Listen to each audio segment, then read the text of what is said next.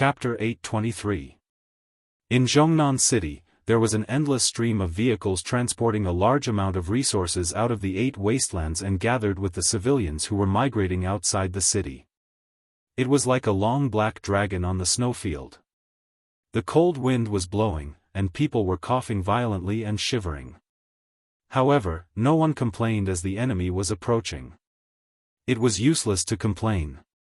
Moreover, the migration was ordered by the Qin Emperor, Lin Muyu. With his prestige, no one would complain. Not only Zhongnan City, but the population of nearly 100 cities in the 8 wastelands were also migrating. There were 2 directions for migration. One was the Tongtian Gorge, and the other was the Yunzhong province.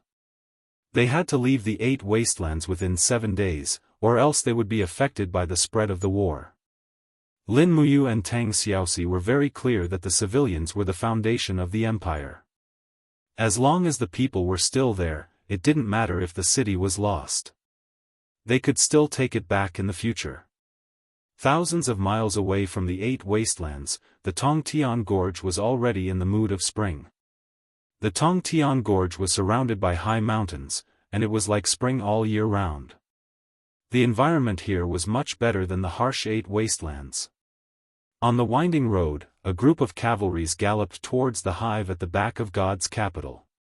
Lin Muyu, Tang Xiaoxi, and Qianfeng were among them. When they arrived at the hive, the garrison officer at the periphery saluted respectfully and ordered, "Torch, bring His Highness Yu and Princess Xi into the hive." Yes.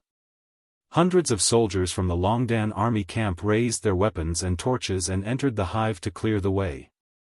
Lin Muyu and Tang Xiaoxi also handed their warhorses to the guards and entered the hive. The hive was dark. The moment they stepped in, they could hear the sharp sounds of jia jia. Beneath their feet was the paved stone road of the Longdan army camp, which was much easier to walk on than the wet road before. Qianfeng remained silent, while the high-ranking demon generals behind him had mixed feelings. Each and every one of them sighed endlessly. This insect nest was originally a treasure of the demon race, a place that produced a large number of armor demons, winged people, and giant flying snakes. But now, the demon race was defeated, and the insect nest was occupied by humans. There were even many burn marks on the walls. What's going on? Lin Muyu pointed at the dust marks on the wall and asked.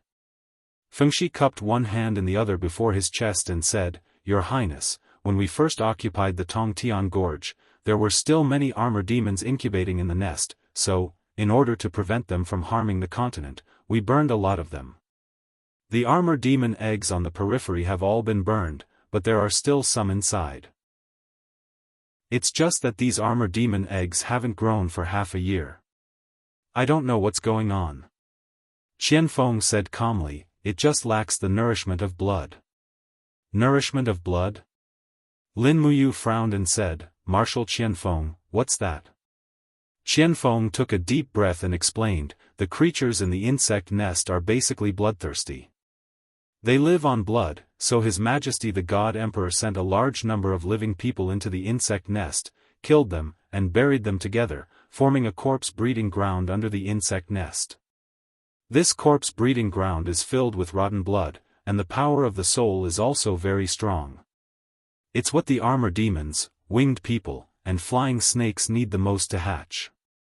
Lin Muyu couldn't help but laugh. Such a cruel domestication method, using human lives to feed your beasts. Just based on this, your race is not worthy of being called the god race. Shouldn't the gods be compassionate to the mortals? Qianfeng laughed at himself. "I've never intervened in the matters of the insect nest, and I'm not qualified to intervene. It's all controlled by the sacred master. What's the point of your highness you blaming Qianfeng at this time?" "Yes."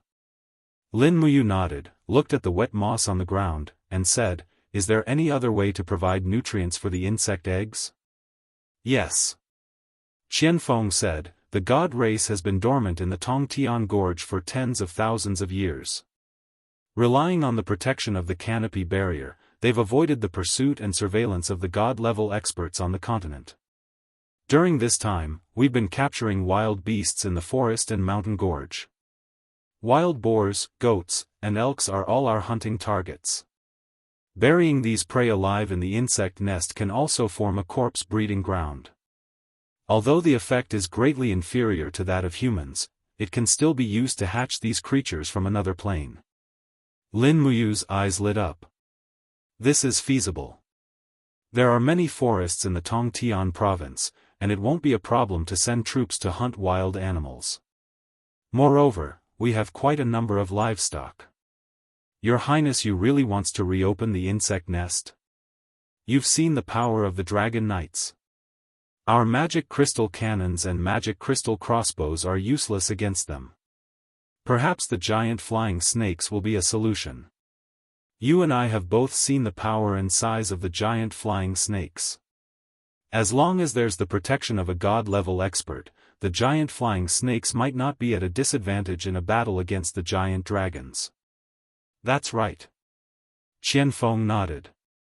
The core of the flying snakes is a huge gravitational field. It can overturn the direction of gravity in the plane. After all, the giant dragons are wild beasts that fly in the sky. Once their gravity is overturned, their power will naturally be greatly reduced. However, Qianfeng still has to tell Your Highness you that the giant flying snakes are not that easy to tame. Every giant flying snake needs to absorb an uncountable amount of flesh and blood in order to grow. I know, but I don't care.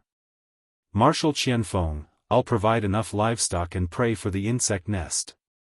As for how to tame and hatch the giant flying snakes, it's still up to you. Do you know how to do it? Qianfeng smiled. I used to be a marshal of the Protoss. How could I not know how to? The Holy Master and His Majesty have already taught me.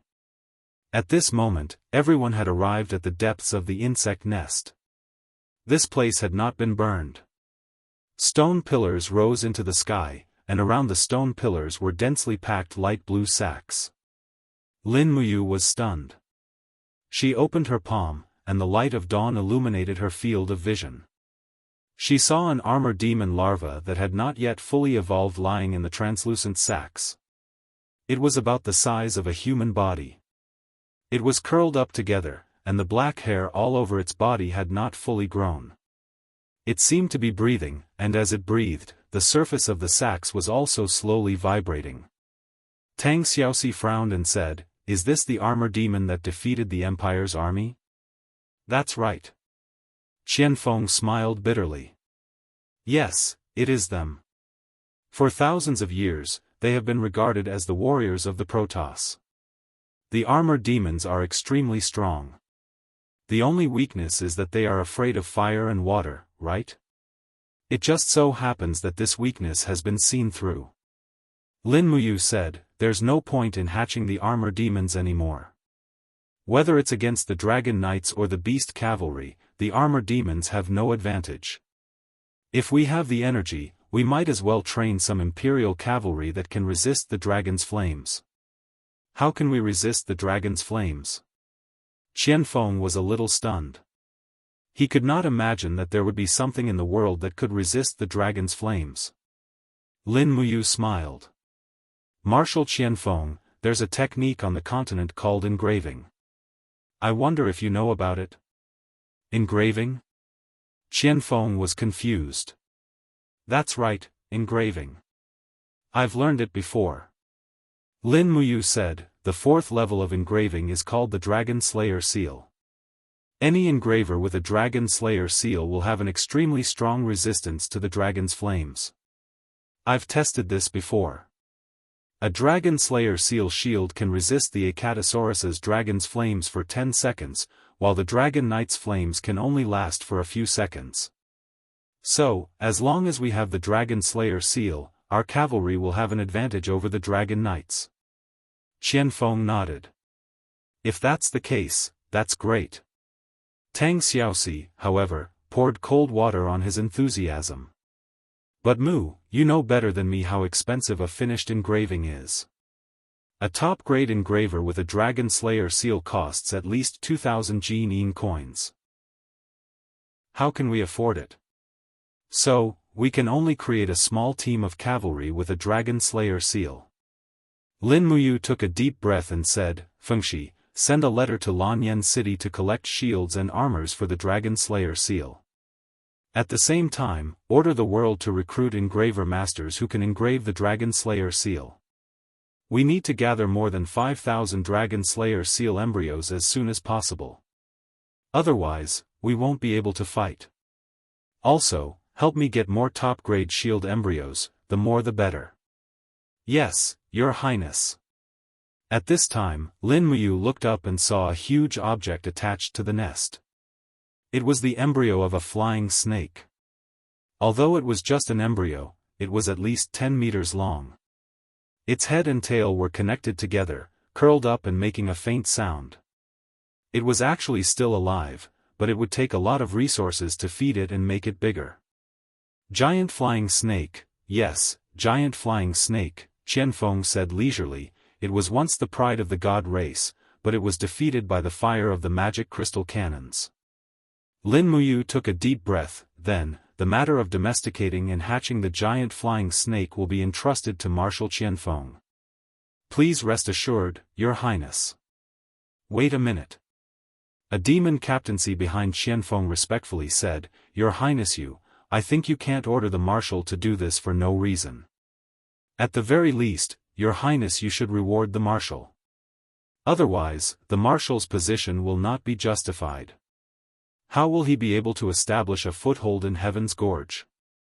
After all, the Empire's army is stationed everywhere in Heaven's Gorge. Smelter, don't be presumptuous. Qianfeng scolded. No. Lin Muyu raised her hand and said, General Smelter's reminder is right. It is my negligence. Since we have decided to join forces to deal with the enemies of the celestial pole continent, we cannot be the slightest bit negligent. Then, Qianfeng, listen to my announcement. Qianfeng was startled. He took 2 steps back and knelt on one knee. Qianfeng is here. Lin Muyu said, the demon race has been defeated. This is an indisputable fact.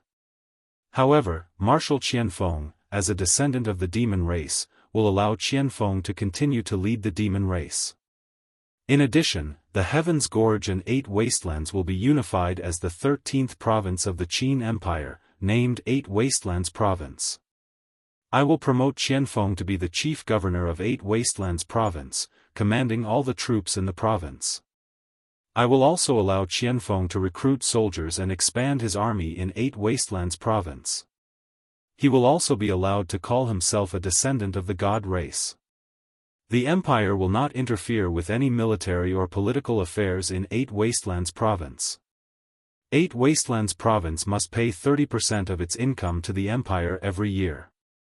Marshal Qianfeng, are you satisfied with this? Qianfeng was silent. After a few seconds, he said, Thank you, Your Highness, for preserving the name of the god race. No need to be polite. Get up. Yes.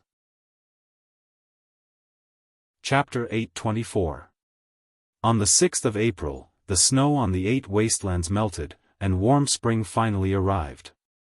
In the distance, an endless stream of imperial troops entered the 8 wastelands and stationed themselves in Zhongnan City and other cities. The commander of the Iron Blade Army, Wuxia Xianxia, personally led 150,000 soldiers to assist the Longdan army camp in defending the 8 Wastelands province. The shouts of men and neighs of horses could be heard, and the banners covered the sky. The military's might was at its peak. The Iron Blade Army was the most powerful army in Cloud Province, and they were also the guardians of the northern gate of the empire. The arrival of the Iron Blade Army undoubtedly calmed the hearts of the 100,000 warriors of the Longdan army camp. Lin Muyu arranged for Wuxia Xianxia to defend Zhongnan City, while she and Tang Xiaoxi led elite troops to defend a county city to the east of Zhongnan City. They formed a triangular formation with Zhongnan City and Sanguan, ready to receive the arrival of the Longji army at any time. However, the Longji army did not seem to want to attack the 8 wastelands at all. They had been lying dormant in the northern polar region for a long time without making any movements. They were waiting for the arrival of the maritime expeditionary force. Lin Muyu and Tang Xiaoxi were well aware of this, but there was nothing they could do. In the end, it was still a bit difficult for the millions of soldiers of the empire to defend the entire territory. Moreover, the opponent was not just one country, but the alliance of the Tianji Empire and the Blackstone Empire. At dusk, the flames of war swirled in the sky above the dragon-shaped island. After 3 days of continuous fierce fighting, both sides suffered heavy losses. However, with the help of the dragon riders circling in the air, it was clear that the Blackstone Empire's army had the absolute upper hand. The entire plains were filled with cannon craters of varying depths. War chariots were overturned, horses lay on the ground, and blood flowed for hundreds of miles. There was no longer a single intact flag of the Iha country on the battlefield. The Iha country's foundation had already been shaken by the crushing defeat. Kill. Amidst the roars of wild beasts, a group of Blackstone Empire's beast-mounted cavalry whizzed past, killing the hundreds of nominal Iha country's cavalry that were hurriedly reorganizing their battle line into pieces. It was to the extent that under the roars of the giant bears, the Iha country's warhorses were so scared that they could not move, and the cavalrymen on their backs could only become targets of slaughter. Ha ha ha. A bunch of trash. After sweeping through, one of the 5,000 generals of the Blackstone Empire let out a wild laugh. He spurred his warhorse forward and ruthlessly pierced his spear into the heart of a young soldier of the Iha Empire who had yet to die. After pulling the spear out, blood spurted out and he said, "How can such a lowly race enjoy such a great land? Ha ha ha. Continue to kill. Don't leave any captives. Kill them all." The Blackstone Empire was ferocious and brutal. This was something that the entire celestial pole continent knew about. When they went into battle, they never left any captives. Furthermore, massacring cities was a common occurrence for the Blackstone Empire. Emperor Shi Yuan's method of boosting the morale of his soldiers was ancient and effective. Slaughtering surrendered soldiers, raiding cities, raping fathers and daughters, and selling people were all his forte. Puff puff puff, the javelins pierced through the central tent, and hundreds of beast cavalrymen swept past, razing the Iha country's central tent to the ground. However, they did not find the highest commander. Over there. An old soldier pointed into the distance. Ahaha, 2 3-star generals. Oh, and they're gold-collared ones. They're marshals of the Iha country. Ha ha ha, Long Qianlin and Ding Shi are over there. Amidst the smoke, several tens of people were resisting with all their might in pools of blood. Among them were Long Qianlin and Ding Shi. After many years of cultivation, Long Qianlin had already stepped into the Saint Domain, but Ding Shi was still at the Heaven Realm. He had aged much faster than Long Qianlin. However, the two of them were covered in blood now, and they did not look like half-marshals at all. Their swords were full of broken nicks and bloodstains. There were even drops of fresh blood slowly flowing down the edges of the swords. These were the corpses of the soldiers of the Blackstone Empire. Make way. The heavy cavalry of the Ashen Flames army slowly opened up a path, and a general who was about 50 years old walked over on horseback with a long saber in hand. He was none other than the commander of the Ashen Flames army, Fu Yu, one of the Saint Martial Venerables of the Blackstone Empire. Fu Yu had a brutal nature. It was said that he had once killed a maidservant who had spilled wine when she was pouring wine for him. Her corpse was then thrown into a wine cellar to ferment, and it was given the name Beauty's Wine. There was no one in the Ashen Flames army who did not fear Fu Yu. However, Fu Yu was brave in battle, so he was placed in an important position by Shi Yuan, making him one of the commanders of the expeditionary army of the Blackstone Empire. Tuck, tuck, tuck, the hooves of the horse stepped on the blood-stained ground, and Fu Yu stepped over the corpses of the Iha country soldiers. The corners of his mouth curled up, and he laughed savagely. You two are the two marshals of the Iha country? You seem, nothing special. Ding Shi wiped the blood from the corner of his mouth, and said with a smile, and who are you? My name is Fu Yu, the commander of the Ashen Flames army. This identity is enough to speak to you, right? Marshal Ding Shi?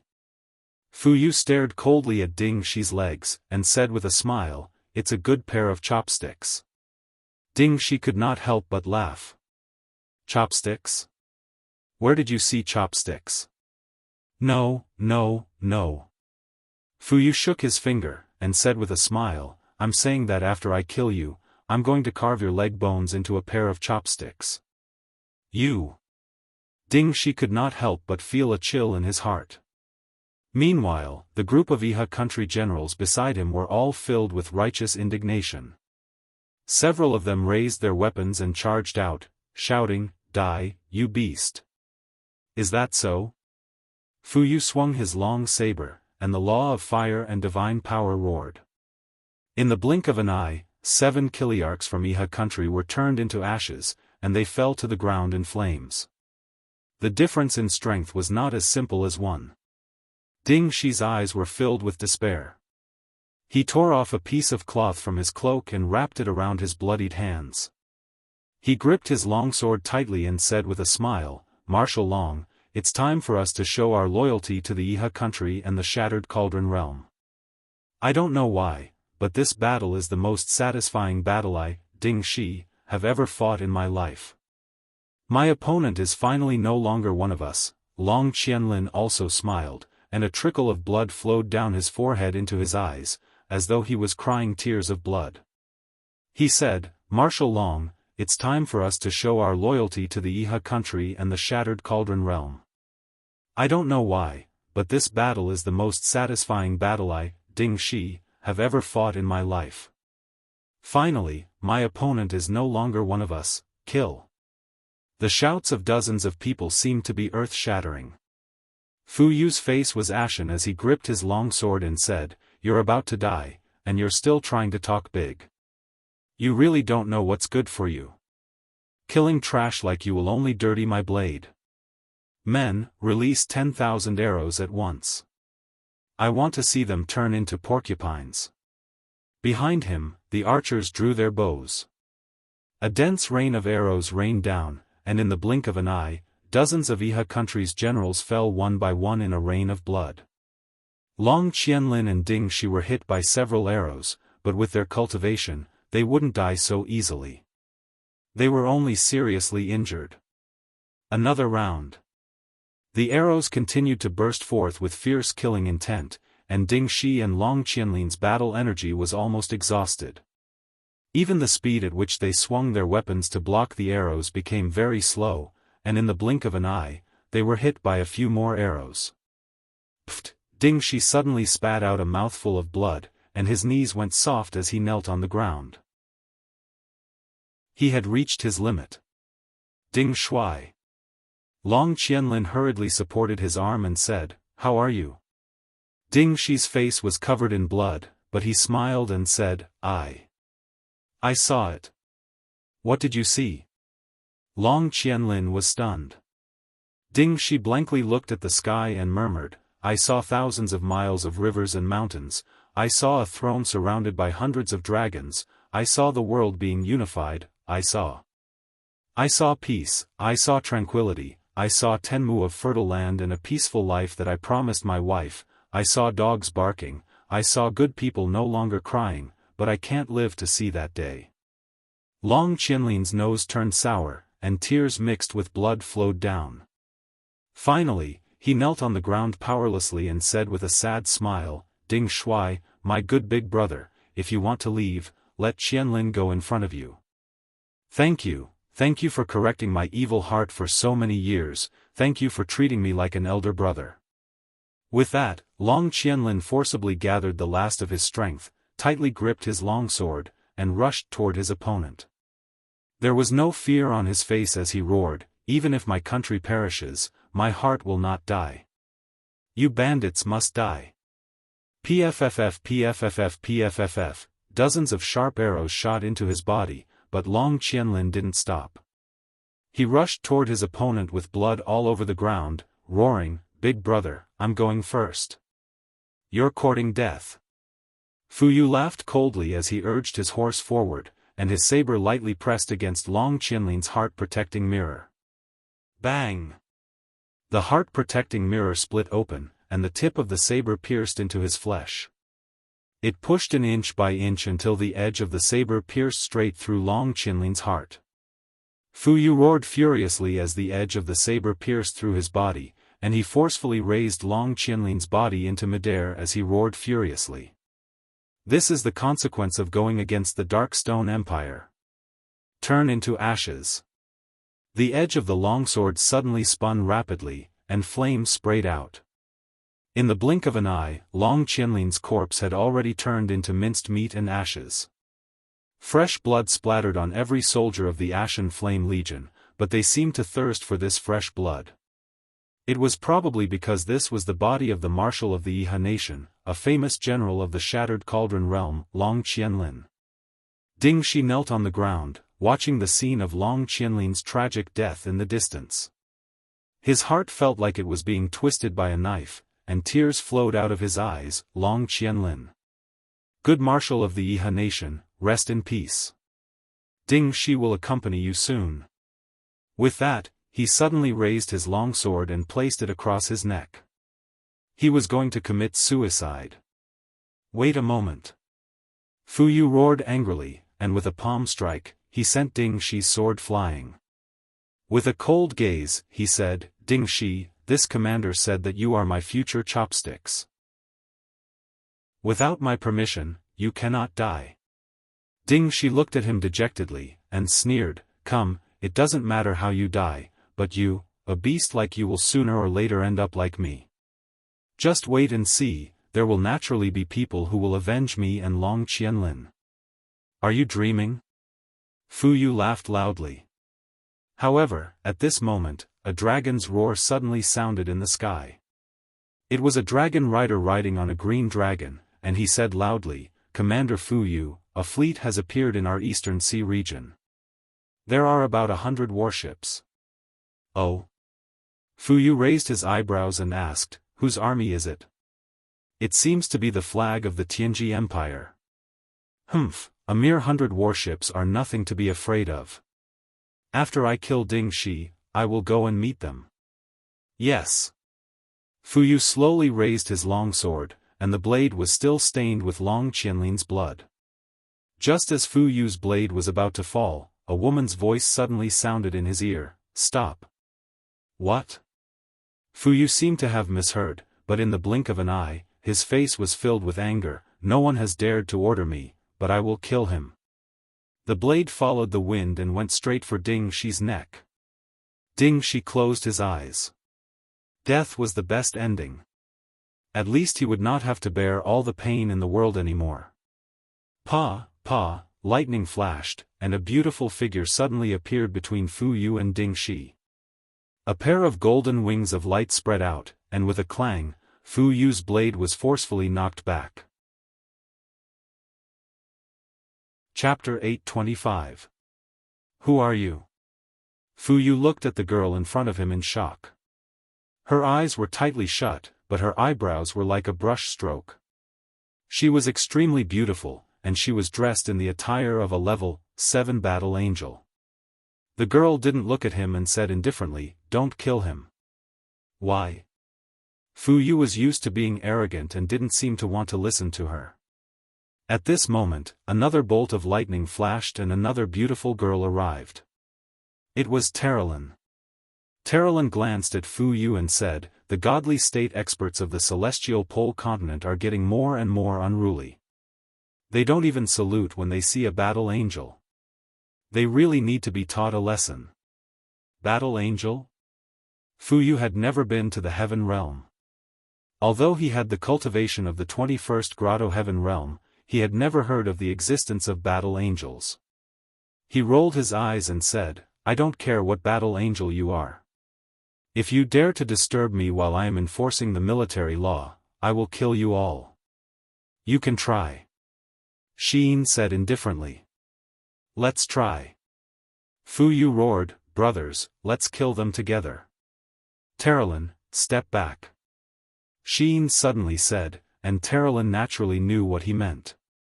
The next moment, Sheen suddenly opened his eyes. Instantly, his pupils that were wrapped in golden flames looked like the eyes of a god that could see through everything in the world. The powerful domain power crushed down like a landslide, making Fu Yu and the Ashen Flame Core unable to move. Moreover, Sheen could kill them with just a small movement. No one dared to look at Sheen's blazing light eyes again. However, it was useless. Even if they didn't look, Sheen's aura had already completely controlled everything. The golden wings of light slowly extended, and Sheen flew above Fu Yu. He said indifferently, "What did you say just now? You want to kill us, am I right?" I. Fu Yu couldn't say anything. Sheen raised his hand and slapped Fu Yu's right cheek, instantly swelled up. "What did you say?" Sheen continued to ask. Pa. Another palm strike. This palm strike was even more powerful, sending a few of Fu Yu's teeth flying into the sky. After that, Sheen couldn't even be bothered to ask any more questions. A series of slaps left Fu Yu's face covered in blood. However, this commander of the Ashen Flame Corps didn't even have the strength to retaliate. "Stop hitting, Sheen, you're going to turn into a pig's head." Terralyn giggled. Only then did Sheen stop. With his back facing Ding Shi, he said to Fu Yu, "I want to save this person's life, can I?" Fu Yu's face was ashen. Yes, Sheen lowered his head and slowly closed his eyes. The moment the blazing eyes closed, he finally felt as if he had just walked through purgatory. The Sheen in front of him had also turned into a pure and cute girl from the immortal world. It was as if he had been dreaming. When Sheen slowly turned around, Ding Shi was stunned. "Qin Yin. Princess Qin Yin, what's wrong? Someone called me Qin Yin again?" Shi Yin frowned and said, "I don't know your name, and I don't know who you are. But I feel like you saved me in the past, and that's why I saved you. There's no need to thank me, this is my repayment. Are you willing to follow me in the future?" Ding Shi had long been disheartened. Hearing Qin Yin's words, he immediately knelt on one knee and said in a very calm voice, "Ding Shi is a sinner. If Princess Yin is willing to take Ding Shi in, Ding Shi will sacrifice his life to repay you." "That's good. So your name is Ding Shi. Ding Shi, who do you want to save now?" "My subordinates." Ding Shi turned around and found that almost all of his subordinates were dead. Only one person was still standing there with a spear in his hand. His chest and legs were full of arrows. It was Ding Sangeng. "Sangeng, come over." "Yes, Marshal." Ding Sangeng hobbled over and said respectfully, "Subordinate Iha Nation's East Suppression General Ding Sangeng greets Princess Yin." Sheen didn't know why they called her that, but she couldn't be bothered to care. She nodded and said, "Then come with me. Our ship is about to reach the shore." "How far is this place from the Shattered Cauldron Realm continent?" Ding Shi said, "A few hundred meters. Just 2 days of sailing with the wind." "Alright, then we'll station ourselves on Dragon Island." Sheen closed her eyes and faced the direction of the Ashen Flame Core and said, "The person I just beat up, bring your men and get out of Dragon Island immediately. This is my territory." Fu Yu's face was ashen, but we fought for 4 days and 4 nights and lost tens of thousands of soldiers to obtain this island. "We leave or not, it's your choice," Sheen said indifferently. At this moment, lightning flashed behind her. The other 8 battle angels also appeared and got into a battle stance. Their light wings were extremely resplendent. Roar roar, it was a dragon knight. An unarmed dragon knight descended from the sky. It was the vice commander of the Blackstone Dragon Riders, Han Shu. He looked at Sheen and the others with a pale face and said respectfully, "Subordinate Han Shu, the vice-commander of the Blackstone Empire's Dragon Riders, greets the battle angels. Sheen nodded, dispense with the formalities. Take your men and leave this place. Dragon Island is mine. Yes. Fu Yu was shocked, but... Lord Han Shu. Han Shu's eyes were cold. Commander Fu Yu, say no more. Lord Battle Angel is a god from the divine realm and has brought the decree of the ruler. If you dare to resist, I will kill you immediately. Han Shu's words were not to be doubted. Fu Yu didn't even doubt that he would really attack. Han Shu wasn't that kind of person, but if he really became violent, even Fu Yu might not be able to endure it. Gritting his teeth, Fu Yu raised his arm and shouted, "Gather food and water. Everyone, board the ships and leave Dragon Island." Han Shu respectfully cupped his fists at Sheen and the others. Then, this subordinate will leave. Lord Battle Angels, if you have any instructions, please let me know. This subordinate will definitely get it done. The corner of Sheen's mouth curled up. There's nothing else. Go. Are you going to attack the Shattered Cauldron Realm next? Yes. Kill less and keep more captives. Only by being benevolent can you rule for a long time. Do you understand? Yes, this subordinate understands. Sheen smiled faintly. Go. If I find out that you are massacring the entire Shattered Cauldron Realm, you will definitely regret it. Yes, this subordinate understands. Han Shu didn't dare to say anything else. He turned the dragon's head and quickly left. In the blink of an eye, only corpses and flies were left on the battlefield. It was spring, so many corpses had already started to rot. Ding Shi knelt on the ground and came to the place where Long Qianlin had died.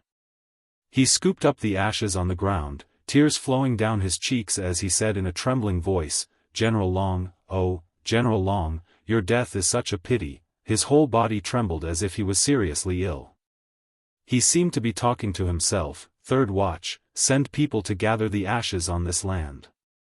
I want to bring General Long back to his hometown. Sheen said, Ding Shi, do you still have anyone alive? Immediately arrange for people to bury the corpses. Otherwise, this battlefield might cause a plague on Dragon Island. Yes, Your Highness.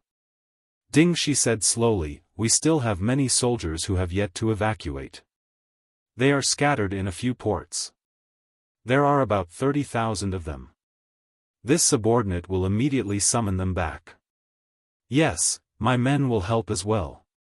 Yes. Ding Shi looked at Sheen, wanting to say something but hesitating. What do you want to say? Sheen's voice was extremely calm. Are you really Your Highness Sheen? No, I am Sheen, the battle angel Sheen from the land of exile. Perhaps, you really aren't her. Ding Shi was somewhat at a loss. He said, Your Highness, I will immediately go and gather people. Yes, remember to heal your wounds first. Terralyn flew up and took out a bottle of healing medicine. She smiled and said, Ding Shi, take this. It can help you heal your wounds quickly. Thank you, miss. Ding Shi took the medicine and staggered away. In the distance, there were already soldiers from Iha country coming over. The war was over, and they were no longer in danger. Flies flew around. When the flies flew around Sheen, they were burned to ashes by the power of the light wall when they were about 50 centimeters away from her body. They were like moths flying into a flame. Dola held the dig spear and looked at the ground full of corpses indifferently. She said, we clearly came to help the Celestial Pole continent win the war quickly, but now we have to help others clean up the battlefield and bury the corpses. Sheen, could it be that you have forgotten the ruler's decree? No, I have never forgotten it. Sheen said indifferently, but we are battle angels, not soldiers who charge into enemy lines. Winning a war is not something that can be done in a day. Dola, why are you so anxious? We are stationed on the dragon-shaped island and can observe all the battles in Shattered Cauldron Realm at any time. We can make our decision then. Don't forget that I am the leader of the Battle Angel squad. If you give random orders and don't follow orders, I will kill you. Dola gritted her teeth. You. Luo Fei tugged on Dora's hand and said, Dora, she's right. There's a saying in the human world that good steel should be used on the blade's edge. We're a Battle Angel party, so we shouldn't be charging into enemy lines in the first place. We should be the ones dealing with the strongest opponents. Humph. Dola sneered and did not say anything else. The battle on the dragon-shaped island was the second battlefield between Shattered Cauldron Realm and Celestial Pole Continent. In the end, the Iha nation suffered a crushing defeat. Even Long Qianlin, one of the two great generals of the Iha nation, had perished. When Long Qianlin perished, Qin Yi and Qin Huan's fleet had arrived at the east coast of Shattered Cauldron Realm continent after a 3-day voyage. They did not approach the Lingkong province's territory from the front. Instead, they chose to enter the continent from the extreme south. After the warships docked, the 150,000 soldiers disembarked and entered the southern barbarian forest. There are poisonous insects and ferocious beasts everywhere. What a barren land. Qin Huan rode on his warhorse and said with a face full of dissatisfaction, Father, why don't we attack the 4 ports of Lingkong province? Most of their troops are stationed in the north, and there aren't many troops in Lingkong province. With our 150,000 soldiers, it would be a piece of cake to attack the 4 ports. Qin Yi frowned. Huan, don't say any more. This is our homeland. It is the homeland that Ding Shi and Long Qianlin think about day and night. It is already a blessing to be able to step on this land. Why are you so dissatisfied? Qin Huan did not say anything else. However, no one knew that Long Qianlin would never be able to step on the land of his homeland again. Chapter 826. What? Long Qianlin is dead. 3 days later, in the Deerhorn County Government Office. When Lin Muyu received the news of Long Qianlin's death, he was extremely shocked and accidentally knocked over the cup on the table, causing the hot tea to spill all over the floor. Wei Chou dusted off the rain on his armor and hung his raincoat at the side. That's right, I just received Yu's letter. The Blackstone Empire's Ashen Flame Army and Sea Mountain Army had a total of 300,000 soldiers attacking the Dragon Island. Both sides fought for 4 days and 4 nights on the plains of the island. Almost none of the 200,000 soldiers from the Iha country survived. Long Qianlin died in battle, and the person who killed him was the commander of the Ashen Flame Army, called Fu Yu. Fu Yu, Lin Muyu slowly sat down and muttered again, Fu Yu, Your Highness, what's wrong? Wei Chou was slightly surprised. Long Qianlin was a mortal enemy, but after hearing the news of his death, Lin Muyu did not seem to be happy at all. Tang Xiaoxi, on the other hand, was smart enough to see through it at a glance. She said, the Empire and the Iha nation have had endless grievances. After so many years, Long Qianlin was the pillar of the Iha nation. Now that Long Qianlin is dead, I'm sure Mumu will feel lonely. Yes. Wei Chou nodded and said, Your Highness, according to the descriptions of the survivors, Long Qianlin was still laughing at the moment of his death, saying that he was not fighting against his own people, and that he fought to his heart's content. Is it? Lin Muyu frowned, but he died a humiliating death. Long Qianlin should not have ended up like that. Fu Yu does not have the qualifications to kill Long Qianlin. It is truly like a dragon swimming in shallow water being toyed with by shrimps. Fu Yu, Tang Xiaoxi said, Mu, you want to take revenge for Long Qianlin? No. Lin Muyu shook her head. Once the Blackstone Empire's army occupies Dragon-shaped Island, their next target will definitely be our empire's mainland. Fu Yu is fated to be our mortal enemy, but if it's possible, I really do want to kill this person with my own hands and take revenge for my old enemy and friend, Long Qianlin. Wei Chou said, the Blackstone Empire's army hasn't occupied Dragon Island. Oh? Why? It said that after Long Qianlin and Ding Shi's troops were defeated, a group of people with glowing wings came to the dragon-shaped island. They were extremely powerful. One of the women gave Fu Yu a beating on the spot and ordered the Ashen Flame Corps to scram from the dragon-shaped island.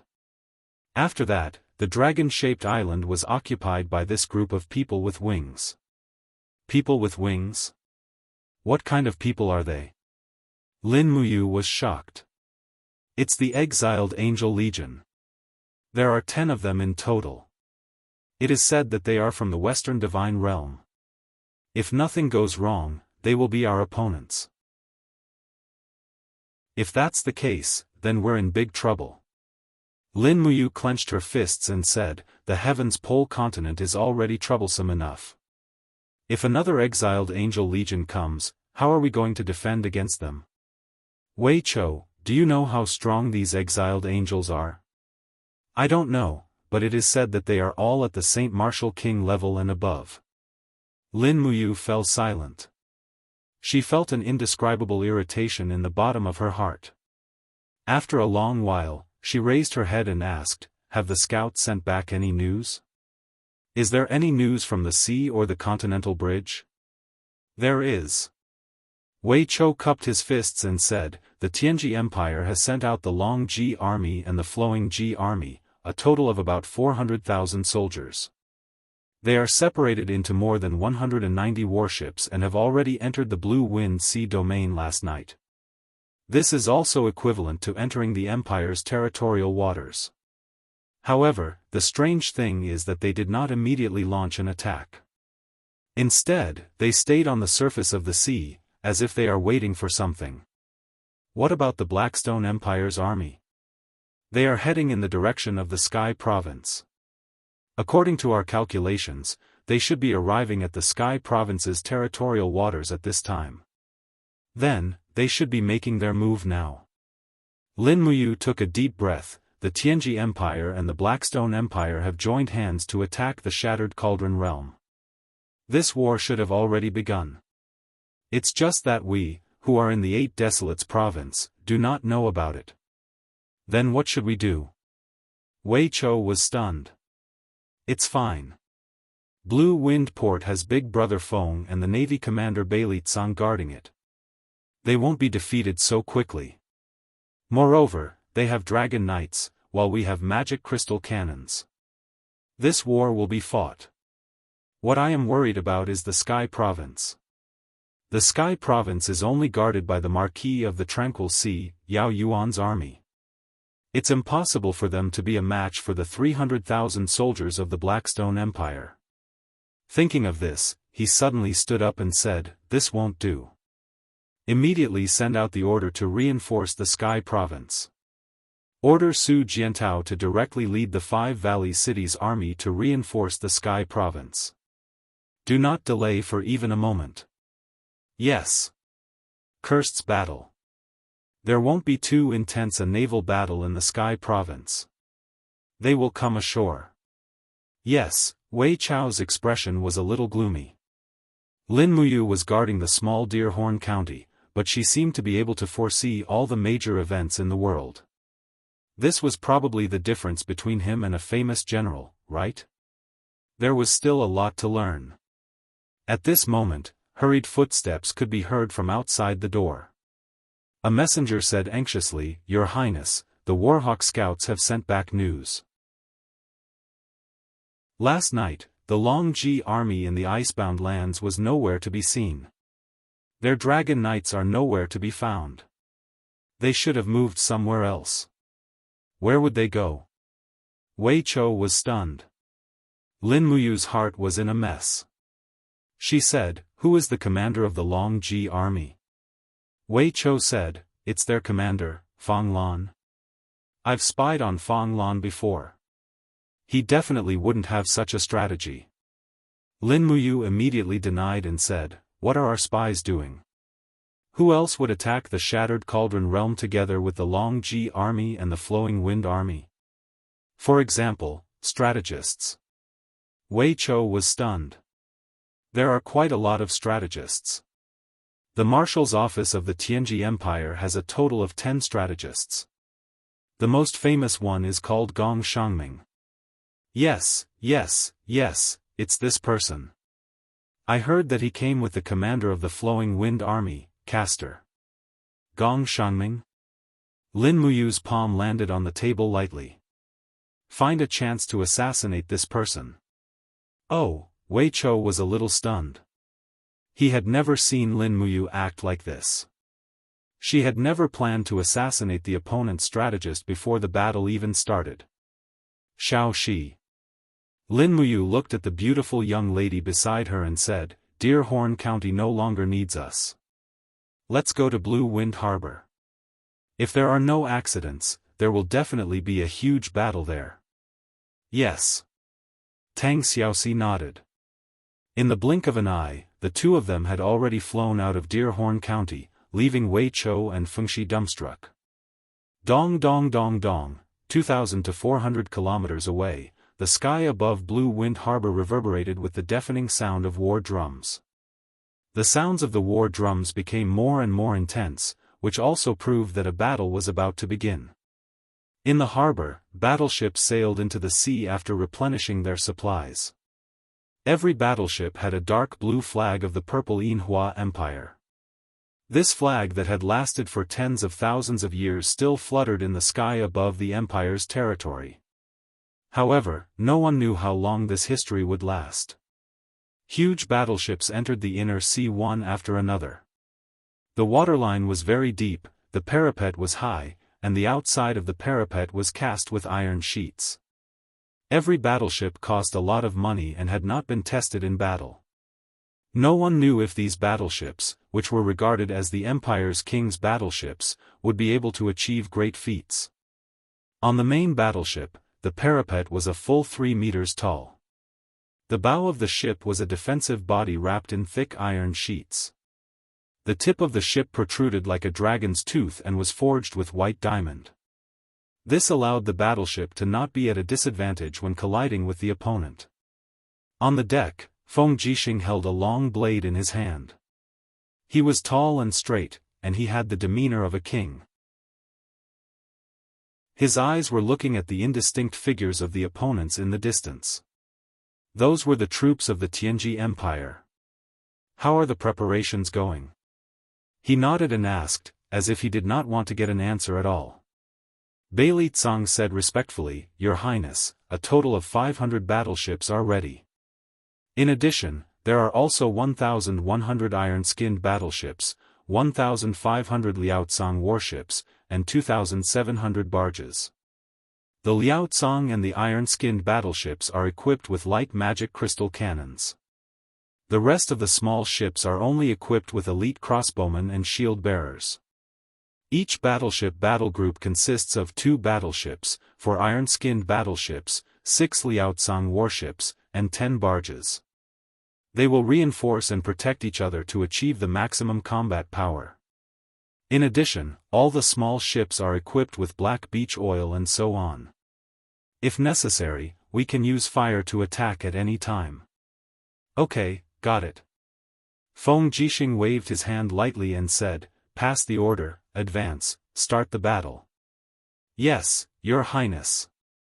The sound of the war drums suddenly stopped and paused for 2 to 3 seconds after 3 rapid beats of the drums.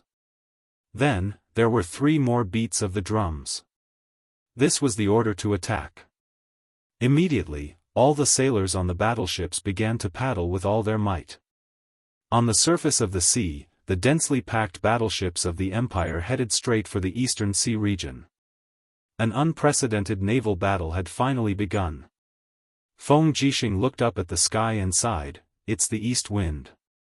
I'm afraid it's not good for our army to fight." Beside him, Chu Chu stroked his beard and smiled slightly, "With the help of the wind, this old man can do it." "Then I'll have to trouble Chu," Qin Yan said respectfully. "Okay." Chu Chu's sleeves shook slightly. Suddenly, the sky changed color. In the blink of an eye, dark clouds covered the sky. A strong wind blew from the west, causing thousands of battleships of the Empire to whistle forward. However, the wind from afar was still the east wind.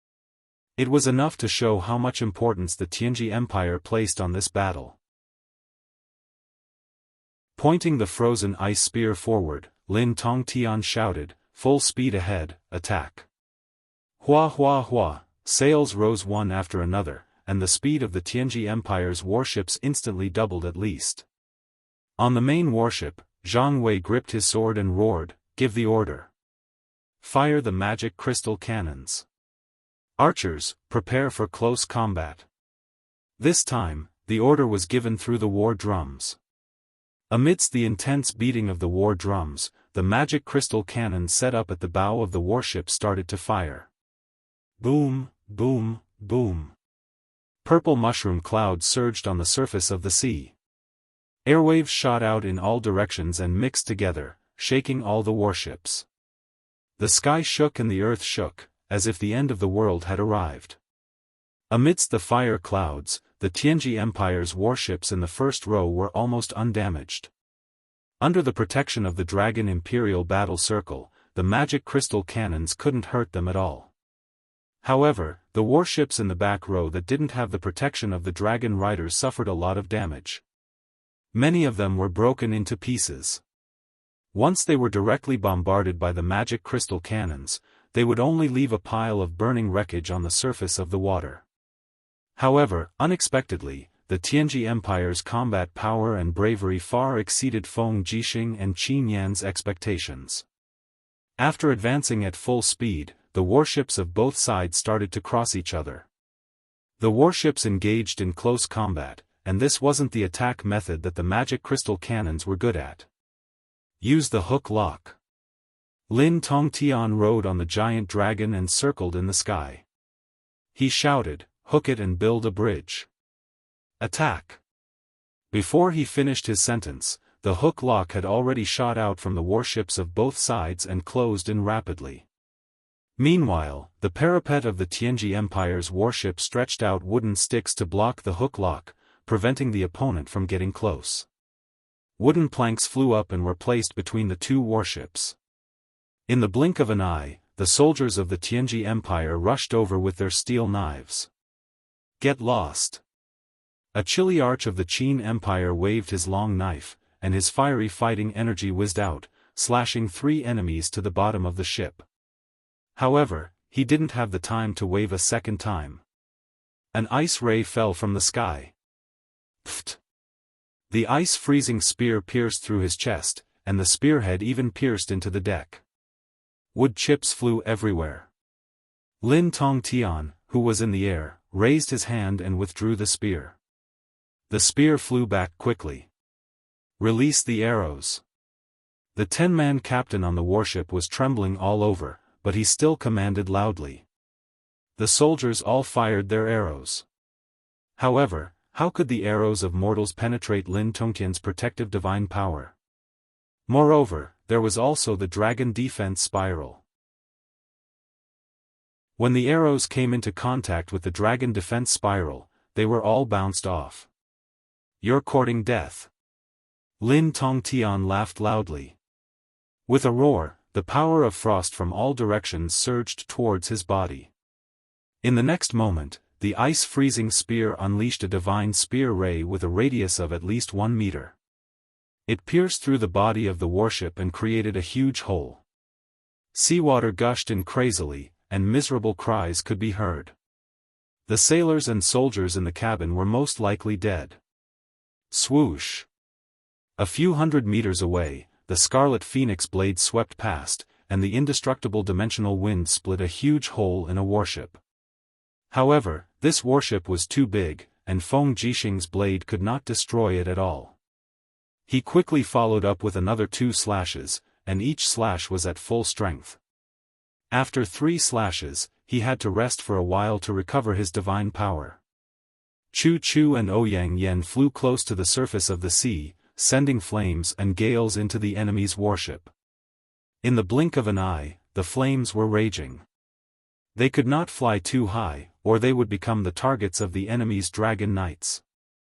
After all, with Lin Tongtian and Su Chuan, the 2 great dragon knights, the control of the air was clearly not in the hands of the Qin Empire. The flames on the surface of the sea soared into the sky, and both sides fell into a chaotic battle. The magic crystal cannons on the warship fired every few minutes, and it did not distinguish between friend and foe. At this moment it was difficult to distinguish between friend and foe, and they could only try their best to kill the enemy. The debris of the warship was everywhere on the surface of the sea, and the screams and howls of soldiers could be heard everywhere. However, neither side retreated. This was the first battle, and it was also a battle with far-reaching significance. Whoever lost would be passive in the following battles. Bang! The collision of the fortress ship split an iron-skinned battleship of the Tianji Empire into two. Zhang Wei stood on the ship, covered in blood from head to toe. The saber in his hand was wreathed in flames. Then, he roared, "Keep rowing! Charge forward at full speed! Destroy their flagship! Archers, aim at the nearest dragon knight, and switch to white diamond arrows." Zhang Wei saw clearly that the dragon knight did not know how to use the dragon defense spin, and his mount's abdomen was already injured. It seemed to have been attacked by a spear, and blood was flowing. Pft, pft, pft. The archers on the main warship of the Qin Empire were all elite archers selected from the Imperial Army, and their arms could release 250 pounds of force. Coupled with the sharpness of the white diamond arrowheads, most of these arrows pierced through the dragon's armor, and the whole arrow shot into the dragon's abdomen. In an instant, the dragon could no longer fly, and it fell into the sea with a cry. On the dragon's back, the young dragon knight's face was covered in blood. He waved his dragon spear angrily and shouted, "Bastards, I will kill you all." Pang! As soon as he raised his head, a shield hit his face. It was the heavy shield in Zhang Wei's hand. In an instant, the young dragon knight was already dizzy. He was only at the Holy King realm, and after being seriously injured by the cannons and arrows, he could no longer maintain his strength after being hit by Zhang Wei. Die! Zhang Wei raised his blade horizontally, and a head flew up. No one would have thought that the first dragon knight on the battlefield would be killed by Zhang Wei. Continue to rush forward. Zhang Wei raised his blood-stained blade horizontally, stood on the dragon's body, and pointed to the front. Cut their flagship at the waist, quickly. But suddenly, a powerful flame fell from the sky. It was Su Chuan. Almost using all his divine power, Su Chuan's attack penetrated the entire fortress ship in an instant. The flame of the muddy fire blade surged, burning all the soldiers on the warship into ashes, and the whole ship was also burning quickly. Zhang Wei was completely stunned, and endless hatred surged in his eyes. B*****. B*****, bang! With a loud sound, a fortress ship in the distance launched the magic crystal cannon. It just so happened that the Tianji Empire's flagship did not have the protection of the Dragon Knight, and it was instantly turned into ashes by the magic crystal cannon. The powerful shock wave of the flame swept over, and Zhang Wei's body fell into the sea, sinking continuously. But in the chaotic battle, no one could take care of each other, and no one knew whether he was dead or alive. The battle lasted for nearly 4 hours in the blink of an eye, and the sea became purgatory on earth. Ignite the black beach oil, and hit their ships. No one knew who shouted like this, and suddenly, the ships of the Qin Empire were ignited in flames, rushing into the enemy's fleet from all directions, and the fire kept splashing. This tragic sea battle made many parents lose their sons, and many wives lose their husbands. When the afterglow of the setting sun swept across the sea, the flames of war had gradually subsided. Feng Jixing's entire body was covered in blood. The 2 sabers in his hands looked as though they were fished out from a pool of blood. He sat dejectedly on a warship that had a huge hole in its deck. He looked at the Tianji Empire's warships that were retreating into the distance. They still had at least half of their strength left. As for their side, it was obvious that they didn't have much left. The attack of the Dragon Knight's dragon breath was simply the nemesis of the fortress ship. Zhang Wei, General Zhang Wei. A soldier shouted from the side, and someone saw Zhang Wei's body floating up from the sea. Chu Chu floated down, carried Zhang Wei's body, and said, "He's still breathing. Where's the military doctor? Hurry up and treat him. He can still be saved." Feng Jixing wiped the blood that had seeped into his eyes in a pathetic manner. "Your Highness, Prince Xian," Qin Yan said from behind, "are we retreating back to Blue Wind Port?" Chapter 828. The tragic naval battle lasted for nearly 5 hours. Whether Feng Jixing was willing to admit it or not, the Empire had already lost this naval battle. Almost all of the fortress ships were lost, and only a few of the Swan Ni and Iron ships were left. In this battle, at least 100,000 Empire warriors were buried in the East Sea. After this battle, the Empire was no longer able to compete with the Tianji Empire for the sovereignty of the sea. Swoosh swoosh, 2 figures swept across the sky. It was Lin Muyu and Tang Xiaoxi. "We are late." Looking at the wreckage in the sea, Lin Muyu's face was pale. She slowly landed on the deck and said, "Brother Feng, how are you?" "I'm fine." Feng Jixing struggled to stand up. However, his divine power and stamina were already exhausted. His body shook violently. Lin Muyu hurriedly went forward to support him. However, she found that Feng Jixing's arm was full of wounds. His armor was soaked with blood. He was a God realm expert. How could he be injured to this extent? You are back?" Feng Jixing smiled sadly, "We lost." Lin Muyu furrowed his brows and said, "The Tianji Empire used a portion of the Long Ji army's forces as a decoy to pin me and little Shi down in the 8 wastelands. We miscalculated, this is my fault." Feng Jixing shook his head slowly, "No, you did nothing wrong. I am useless. I actually lost this battle so thoroughly, stop talking. Hurry up and rescue the soldiers who fell into the water. Save them in time." "Okay." It was not until late at night that the battered fleet returned from the East Sea. They rescued all the people who could be saved. At least the corpses on the sea were unable to be saved. They could only be buried in the deep sea. The night in the Blue Wind Harbor was indescribably cold. The sea wind whistled and also brought the cries from the barracks in the distance. Many people lost their companions and close friends. Moreover, more people could not see any hope of survival. Such a strong opponent seemed to be doomed to failure and death.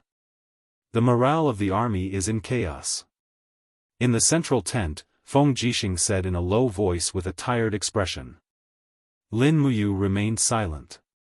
After a while, she stood up and said, "Since we can't win a naval battle, we'll have to prepare for a land battle. Pass down my order. All the legions are to rest for 3 days and prepare for battle." "Are the battle statistics not done yet?" A clerk said respectfully, "Yes, Your Highness." "Read." "Yes." The clerk's hand that was holding onto the book slightly trembled as he said, "This battle was named the Blue Wind Sea Battle. Our army had 281 ships sunk and 74 damaged. 743 ironclad warships had been sunk and 198 damaged. 11 Taowu warships had been sunk and 27 damaged. 1747 ships had been sunk and self-destructed, and 114 ships had been damaged." Lin Muyu's heart sank. She felt a little dizzy. She raised her hand and said, "Continue reading, the number of casualties." "Yes." The clerk's voice became much softer as he said, "In this battle, 7 captains and 84 kiliarchs were killed. The total number of dead soldiers is more than 145,000, 70,000 wounded, and about 300 captives. The battlefield is too chaotic, so these records are only estimates and cannot be completely confirmed. Your Highnesses, the casualty barracks are full, and the medicine brought by the elixir division will run out in 7 days. We will have to transfer more from Lanyan City." "Got it." Go do it. Lin Muyu waved her hand and gestured for the clerk to leave. Feng Jixing raised his head. His eyes were a little red. He said, "Everyone, let's discuss what we should do next." Beili Tsang lowered his head and remained silent. As the commander of the Empire's navy, he was responsible for this crushing defeat. Suyu bit her red lips, but there was nothing she could do. The commander of the National Garrison Army, Tang Zhen, and the saintess of the demon race, Ling Huyen, also remained silent. They did not participate in the Blue Wind Sea battle, but this battle was equivalent to the arrival of a nightmare for them. Finally, the third-generation old minister Zheng Yifan coughed and said, "Other than preparing for war, there is no other way. If the Tianji Empire's army disembarks from the three major ports, we will not be able to stop them. The only thing we can do now is to defend the major cities and clear the fields. As long as we defend the cities and deprive the Tianji Empire's army of supplies and food, they will not be able to prolong the war." Zheng Yifan's words made everyone's eyes light up. At this moment, it seemed that only his words could give people hope. That's true. But if the Tianji Empire's army disembarks and they want to attack any of the cities, with the power of hundreds of dragon knights, I'm afraid we will not be able to defend any of the cities in the three northern provinces. Feng Jixing said indifferently, which also poured a bucket of cold water on everyone's hope. Ling Huyen looked at Lin Muyu and asked, "Your Highness, do you have any ideas?" Lin Muyu's mind was in a mess. "No. Is there any news from the Seven Seas province?" "Not yet." Su'er said, "Even if there is a war there, it will take at least 2 days for the news to reach us." "Is there any news from the Tianji Empire's main fleet?" Lin Muyu asked again. "No." Suyu shook her head again. The Warhawk scouts we sent seem to be in danger. It's easy for a dragon knight to kill a Warhawk scout. Maybe we shouldn't have sent scouts to spy on the military. They're just going to die in vain. Lin Muyu was silent for a while, then said, "All right, go back and rest. Tomorrow morning, the army will break camp and return to Winter Frost City." Yes. It seemed that there was no better way than this. The next morning, when Tang Xiaoxi opened the door to Lin Muyu's room, she was shocked by his appearance. His eyes were bloodshot, and his expression was dejected. There was no trace of the handsome appearance of one of the four heroes of Lanyan. You didn't sleep the whole night?" Tang Xiaoxi was distressed. "I couldn't sleep." Lin Muyu put on his armor and looked at the water in the basin. He said, "I thought for the whole night, but I couldn't think of any feasible way. We can only be passive and watch as the Tianji Empire nibbles away at the territory that father entrusted to us." Tang Xiaoxi pursed her red lips and gently hugged him from behind. She said softly, "Don't scare me like this. You are driving yourself crazy. I beg you, don't do this." Lin Muyu smiled. "When Xiao Yin was here, I could always think of a good way. But now that Xiao Yin is not here, I seem to have lost my soul and become a useless person. I even feel sorry for myself, for being such a useless person." "Don't say it, don't say it." Tang Xiaoxi's tears flowed out of her eyes. At this moment, a report came from outside. The herald knelt respectfully on the bluestone outside the steps and said, "Your Highness, there is a report. Last night, the Tianji Empire's beast cavalry attacked Tongtian Province's Mu Commandery. This is a letter asking for help from the Mu Commandery. It was sent about 8 hours ago. His Highness Prince Zhong asked if we should send reinforcements." Lin Muyu trembled and a chill rose from the bottom of her heart. She said, "There is no need. Mu Commandery has already fallen. Pass down the order to immediately mobilize 50,000 cavalrymen from the Longdan army camp and rush to Tongtian City. Now that they have taken Mu Commandery, Tongtian City will be next." "Yes." After the herald left, Lin Muyu fell to the corner of the room absent-mindedly. Her body trembled unconsciously and her face was pale as if she was seriously ill. She murmured, "Why are they in Mu Commandery? Why are they in Mu Commandery? They split up their troops." Tang Xiaoxi bent down and hugged her pitiful lover. She said, "From the beginning, they have decided to split up their troops to open up Tongtian province." Lin Muyu's eyes were blank. "We can't lose Tongtian city. Once we lose Tongtian city, the hub of the 4 provinces in the north and south will be cut off. The eastern territory of the empire will be finished. We can't lose it, we can't lose it. Shao Shi, prepare the horses. We will go with the Longdan army camp to reinforce Tongtian city. Maybe we can make it in time." Tang Xiaoxi's eyes were gentle, but when she looked at Lin Muyu's appearance, she felt as if a knife was twisting in her heart. The disparity between the strength of the enemy and her side almost made her collapse. A spring rain fell on the eastern territory of the empire. The city of Mu Commandery was full of pear blossoms, as bright and beautiful as fireflies in the daytime. But other than the fragrance of pear blossoms, there was also a faint smell of blood in the air. It was the smell of slaughter. Even the pear blossoms on the roadside were splashed with scarlet. In the city, a dense mass of tiger-leopard cavalry protected a group of people on horseback as they moved slowly. The person surrounded by the crowd was very burly, wearing a golden cloak.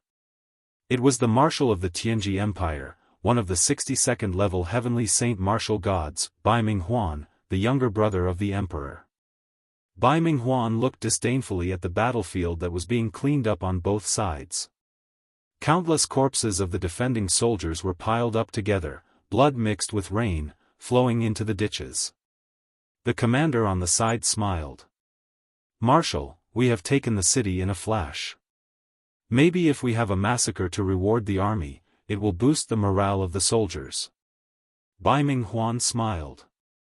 "Commander Custer wants to massacre the city? It's just a suggestion." "Oh?" Bai Minghuan looked to the other side. It was a young man dressed like a scholar. He wore a white cloak and looked very elegant. He said, "Gong Shangming, what do you think?" This man was the #1 strategist under Bai Minghuan's command. Gong Shangming smiled and said, "It's easy to take the city, but hard to win the people's hearts. Marshal, His Majesty has always won people over with virtue. Since we want to take over the broken tripod realm, we have to win people over with virtue. We can't let the people of the broken tripod realm be afraid of us. Otherwise, I'm afraid we will lose another city after taking one." "Oh?" Bai Minghuan smiled. "Sir, please enlighten me." Gong Shangming cupped his fists and said, "Put up a notice to restrain the army. Don't bully the people. Also, take away the land of the former vassals and give it to the people. This way, the people's hearts and the city will belong to the Tianji Empire." "Good." Bai Minghuan was full of praise. "Sir, one person is like 100,000 soldiers." Gong Shangming replied respectfully, "Marshal, you flatter me.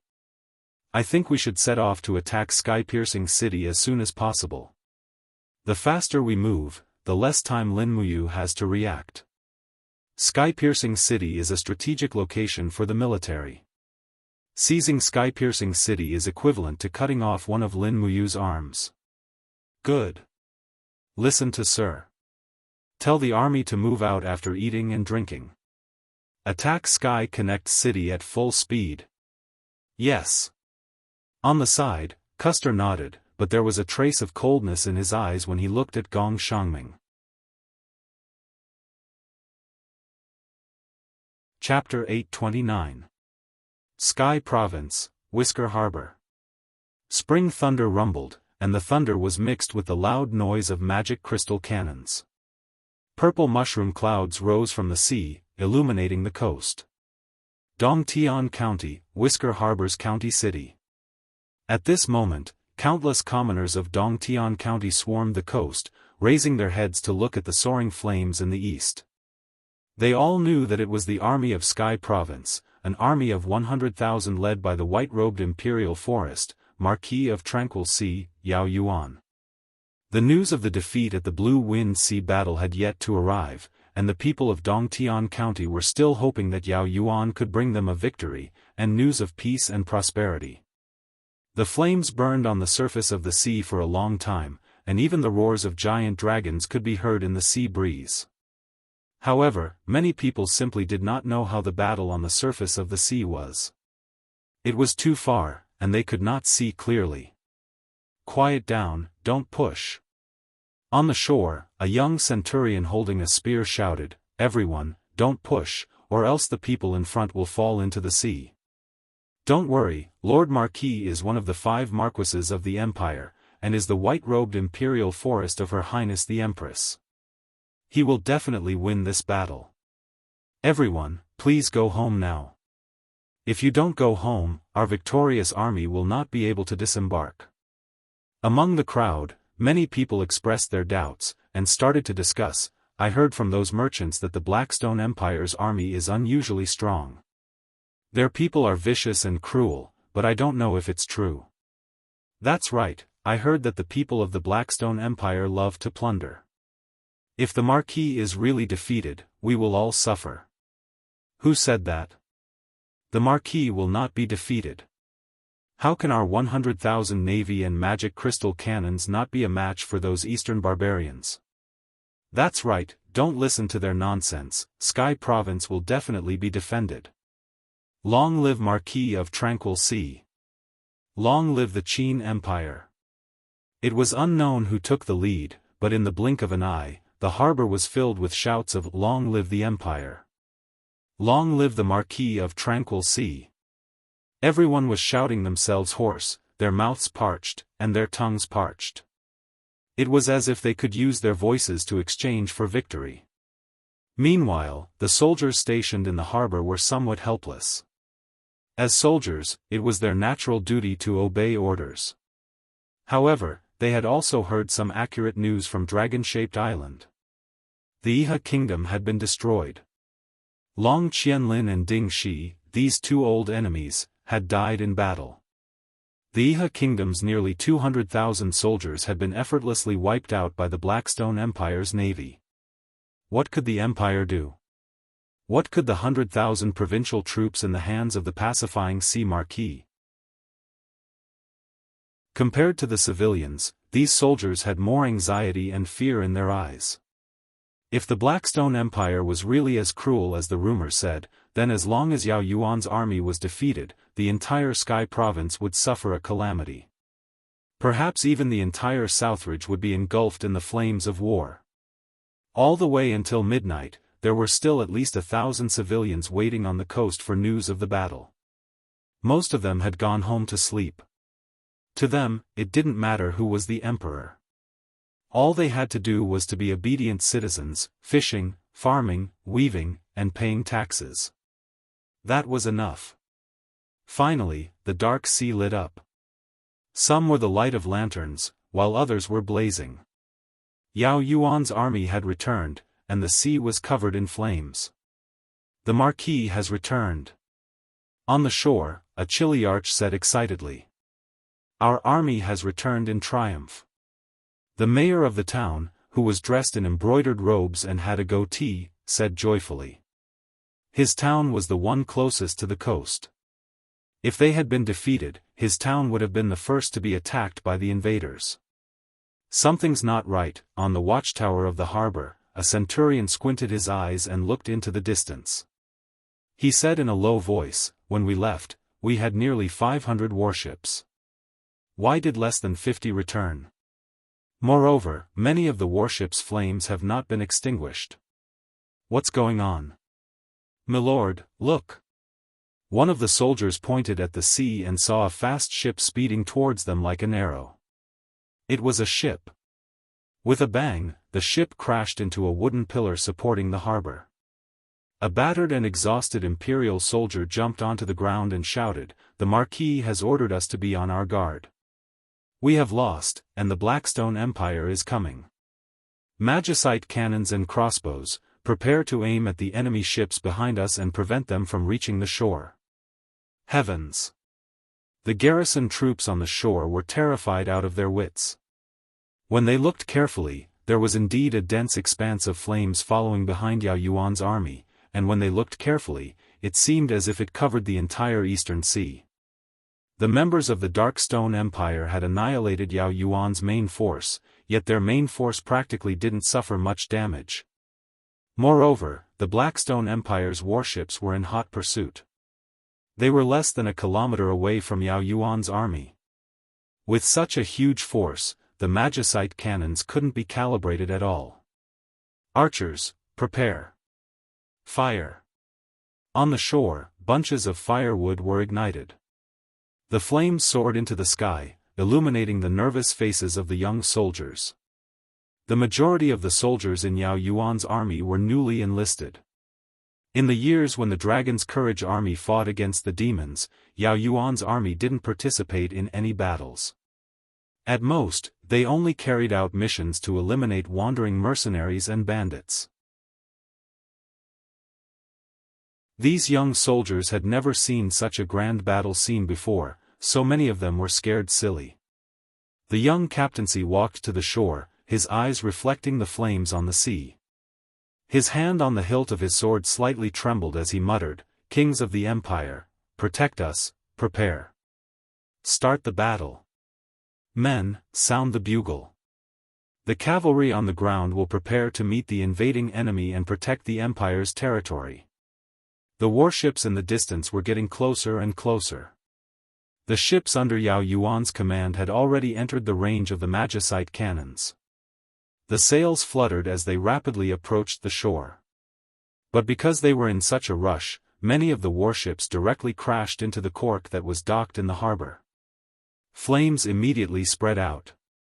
Everyone was busy as they carried buckets of water to extinguish the fire. But it was too late to extinguish the fire. "Men, the Marquis is here." On the dragon-headed warship, a group of people quickly supported a person down. It was the Marquis of the Tranquil Sea, Yao Yuan. At this moment, Yao Yuan was already unconscious. His white-purple robe was full of blood stains and the breastplate on his chest was pierced through. It seemed like he had been hit by a spear, but this spear had pierced through the other side of his chest. Otherwise, he would have died long ago. "Where is the medical officer?" A captaincy whose face was covered in blood angrily roared, "Where are the people from the spirit medicine department? Quickly come and treat the Marquis, quickly." In the barracks at the harbor, the sound of horse hooves could be heard as dozens of white-robed staff of the spirit medicine department rushed over. They hurriedly stopped Yao Yuan's bleeding, applied medicine, and wiped his wounds to prevent infection. At the same time, the sound of dense footsteps could be heard. Many soldiers carrying heavy shields and pikes arrived at the shore, preparing to defend against the enemy. In the distant sky, dragon roars could be heard. The warships on the surface of the sea were spread out. Clearly, the Blackstone Empire did not plan to just disembark from the port.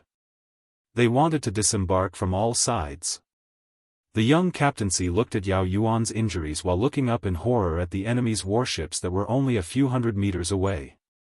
The magicite cannons on the shore continued to wreak havoc, creating waves that were dozens of meters high. The warships of the Blackstone Empire were torn to pieces. But there were just too many ships. Just the dozens of magicite cannons on the port were unable to stop them all. While the magicite cannons were cooling down, the enemy had already traveled several hundred meters and directly reached the shore.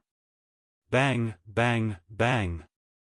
The ironclad warships of the Blackstone Empire crashed into the port one after another. In the next moment, gangplanks fell one after another. Roars came from the sea as a large number of Blackstone Empire soldiers began to disembark. They brandished their axes and long blades as they charged into the crowd of Yao Yuan's army. Both sides quickly engaged in a bloody battle. The young captaincy was almost out of his wits. At this time, his arms suddenly tightened. He looked down and saw that calm sea Marquis Yao Yuan had woken up. He grabbed his arm and said, "Longevity, have their warships reached the shore?" "Yes, Marquis." "Are all the warships piled up together?" Yes, pass down the order. Yao Yuan panted crazily as if he would not be able to catch his breath at any time. He said, pass down my order. Throw the black beech oil that we have prepared with the catapults. All the archers will change to fire arrows and set their warships on fire. After they are burned to ashes, we will not have a good time, but they will also not have a good time. Longevity was slightly surprised. It turned out that Yao Yuan already knew that the enemy would come ashore. Yes, but Marquis, if the enemy's warships are set on fire, the entire port will become a sea of fire. It's fine. Yao Yuan's breathing was incomparably hurried.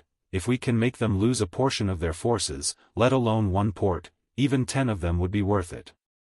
Send someone to escort me back to Linghan City. In addition, order all the troops in the province to abandon the cities they are guarding and go to Linghan City. As long as we hold Linghan City, we will be able to wait for reinforcements. Quickly go. Yes. In the air, barrels of black beech oil fell into the water like rain. Although the Blackstone Empire's warships were protected by the Dragon Knights, the Dragon Imperial battle spiral could not stop the black beech oil.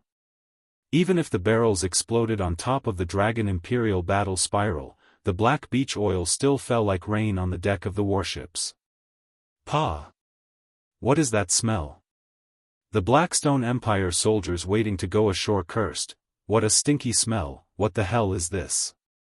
In the next moment, a dense number of fire arrows shot down from the tall watchtowers of the port, immediately setting the ship on fire. Fuck! In the air, a person wielding a long saber was the commander of the Ashen Flame Corps, Fu Yu. He raised the saber in his hand and shouted, "Don't put out the fire. Soldiers whose warships are on fire, jump into the sea and swim ashore for this commander to kill to his heart's content. If the warships are on fire, then so be it. We have no intention of going back this time. Remember to protect the warhorses. Don't let too many of them die." Yes.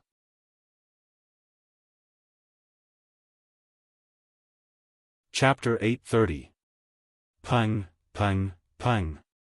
Shields fell to the ground one after another, and the chilly arch at the back roared, "Shield wall, spear forest, push forward.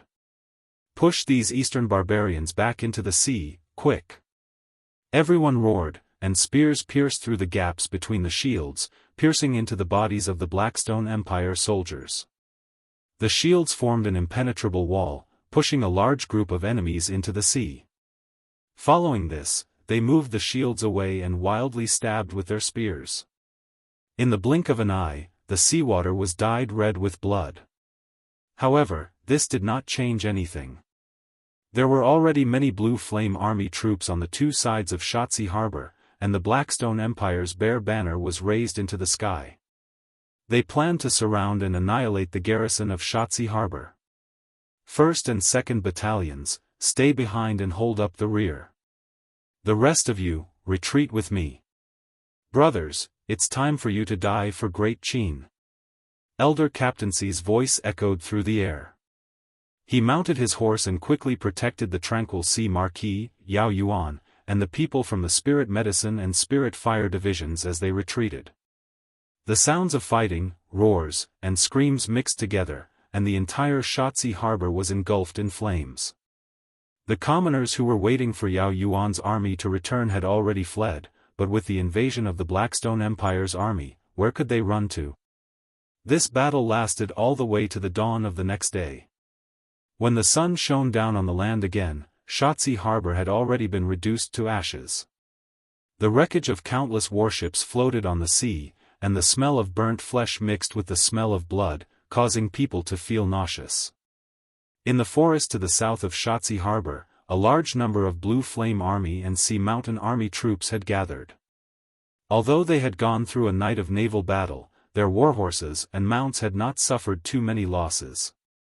At the same time, the dragon riders in the distance had landed to rest, and the dragons were devouring the dead horses. To them, this was a heaven-sent delicacy. Gulp, gulp, a fire dragon bit the horse into two halves. His brown eyes turned and looked at the person beside him. It was Fu Yu, the commander of the Ashen Flame Army. Lord Han Shu. Fu Yu smiled. Han Shu caressed the neck of the dragon he was riding on, his face filled with a lazy smile as he said, "Congratulations to Commander Fu Yu for achieving victory. In just one battle, you have almost completely wiped out the main force of the Qin Empire in Lincoln province. From what I see, the army that Yao Yuan led to escape with and the army of Linghan City would not exceed 50,000 people at most, while we still have a total of 300,000 valiant soldiers." Fu Yu laughed heartily and said, "This is all thanks to the help of the Black Stone Dragon Riders. Otherwise, I'm afraid that we would have lost a few teeth even if we tried to eat Yao Yuan. Speaking of which, this Yao Yuan is one of the white-robed imperial guards conferred by Qin Yin's father. He is indeed not simple. After losing the battle, he was still able to use fire to attack us and cause us to lose tens of thousands of soldiers. Humph, when I catch him, if I don't chop off his head and use it as a chamber pot, I won't be able to quench my hatred." Han Shu said, "Let's talk about the chamber pot later. Where does Commander Fu Yu plan to target next?" With a whoosh, Fu Yu unfurled a map of the Shattered Cauldron realm. Furthermore, it was a map made of cloud brocade. It was obvious that it was purchased from the hands of someone from the Empire at a high price. Sometimes, for the sake of money, one would not care about the beliefs of a nation. This was human nature. After thinking for a while, Fu Yu said, "This place is still close to 300 li away from Linghan City. With cavalry, it would take half a day, and infantry at least 2 days to arrive. Now that our military rations have been exhausted, the soldiers are eager for a reward, so I don't plan to attack Linghan City at the first opportunity." "Oh? Then which city does Lord Commander plan to attack?" "Here." Fu Yu pressed his index finger on a black dot on the map and said, "Dongtian Prefecture. This prefecture city is less than 100 li away from us. If we march now, we can reach it by nightfall at the latest. The garrison of Dongtian Prefecture will not exceed 5,000. With the help of the Dragon Riders to open the city gates, we can take down Dongtian Prefecture without wasting a single soldier. This prefecture city has a population of close to 200,000, so it can be used as a gift to the front and middle armies." "What does Lord Han Shu think?" "What do you mean by a gift?" Han Shu asked. "Beheading, drinking their blood, killing their children, and seizing their wives and daughters. This is the best gift to the soldiers of the Empire." "You want to massacre the city?" Han Shu frowned. "Yes." Fu Yu smiled faintly. "This is a rule of the Blackstone Empire that has existed since ancient times. It cannot be abolished. I know that Lord Han Shu is an expert of the Dragon Riders and disdains such things, so I'm just informing you." Han Shu couldn't help but sneer. "It's fine. I don't want to interfere with the affairs of the Empire. If there is a need for the Dragon Riders to move out, Lord Fu Yu can just send a messenger. In that case, I will lead the Dragon Riders to the surroundings of Dongtian Prefecture and clear away the obstacles for Lord Commander." "Thank you, Lord Han Shu." Fu Yu beamed and turned to the 2 deputy commanders behind him. "Pass down my order.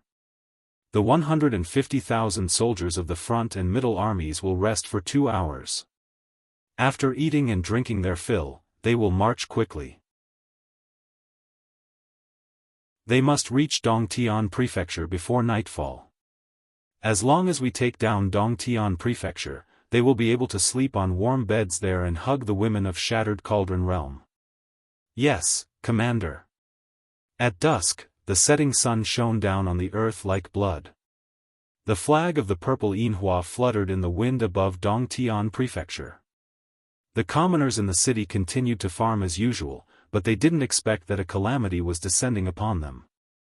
They didn't even inform the commoners of the retreat of the garrison army. This was Yao Yuan's order. Once the commoners were informed, it would definitely cause chaos and affect their retreat. As a result, there were only a few old veterans on the walls of Dongtian Prefecture. The oldest among them was already 60 years old. Their hands were trembling when they held onto their spears, let alone fighting in battle. "Look, what's that?" An old soldier pointed into the distance, and the other soldiers looked over as well. They saw many black figures moving about in the forest at the east of Dongtian County. Not long after, dust and dirt rose into the air and suffused the sky. A group of Dark Stone Empire's beast cavalry seemed as if they had come from purgatory, and they were caught off guard. "Quick, sound the bell." "Yes."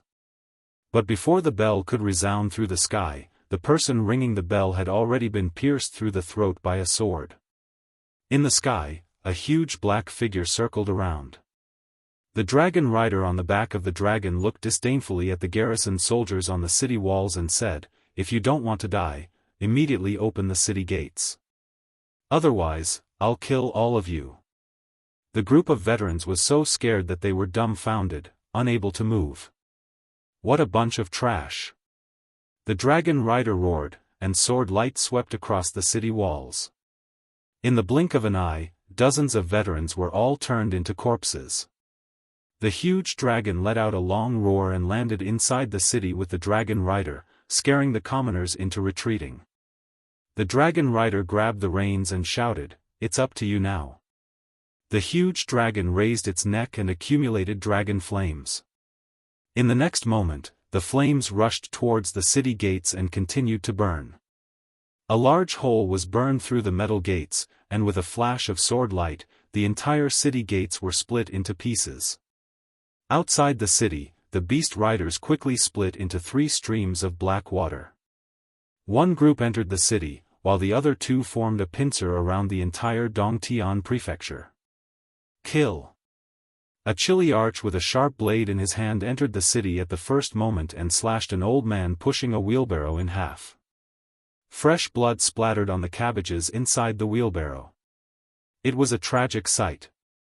The people of Dongtian Prefecture were scared silly. Many people couldn't even remember what the previous battle was like. And now, this massacre had actually happened so suddenly. Hee. A beast rider urged his tiger leopard mount to bite off the head of a commoner man. He then shouted, "Don't swallow it, idiot. Spit it out quickly."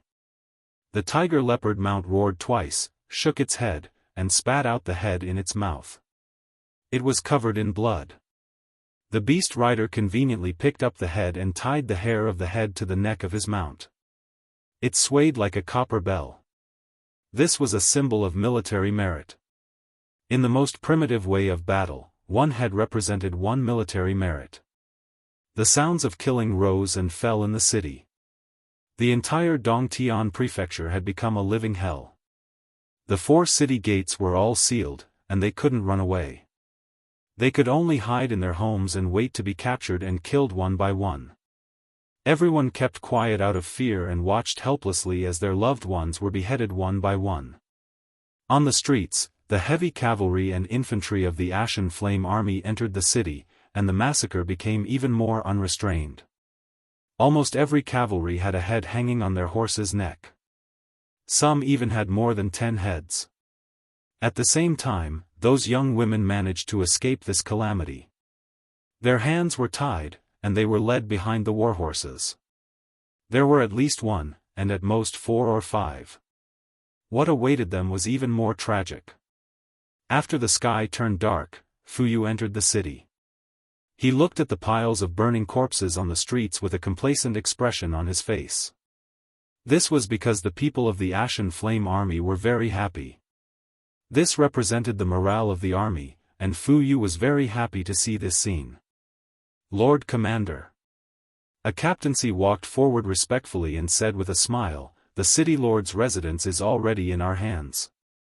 That stubborn city guard general has already been killed by this subordinate. Lord, a banquet has already been prepared in the residence. We have left a chef behind." Hee, the culinary skills of the Shattered Cauldron realm are truly not simple. In addition, this subordinate has prepared 10 beautiful women for Lord. One of them is the daughter of the prefectural governor. I hope that Lord Commander will kindly accept them. Fu Yu's face turned red when he heard this. General Lu really understands me. Let's go to the city lord's residence. We won't return until we are drunk. In addition, send people to watch the city gates. The people of the Shattered Cauldron realm are naturally cunning. Don't let them sneak an attack on us. Yes. Captaincy had a fawning expression. Lord Commander, don't worry. Yao Yuan has already been scared out of his wits by us. I dare say that in the entire Qin Empire, not a single army would dare to sneak an attack on our 150,000 strong army. Ha ha ha, that's right, that's right. Let's go and see my beauties first. Yes.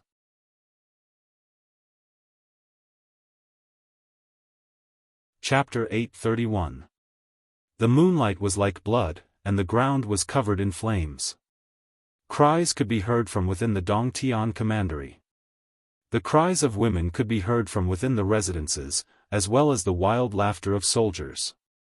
Massive bonfires were lit on the streets, and cattle and sheep were roasted on the bonfires. The Blue Flame Army opened the commandery city's treasury and took out countless amounts of fine wine. As they drank, they hugged the women they had plundered and laughed. The wooden stakes on the side of the road had human heads pierced into them. These heads belonged to the city's defenders. On the other side, there were a few registration offices. The people in charge of the registration recorded the number of heads and buried them. Although the Blackstone Empire's army was barbaric and cruel, they knew that the corpses should be buried as soon as possible. Otherwise, a plague would inevitably spread in their territory.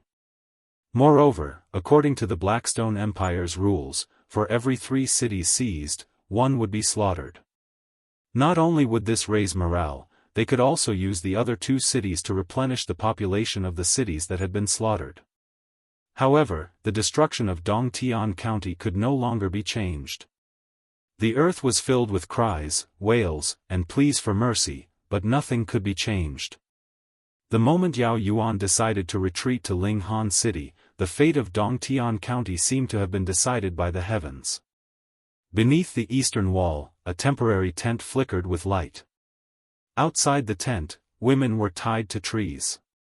Their captors were centurions and chiliarchs, and every officer had at least 3 to 5 women as spoils of war.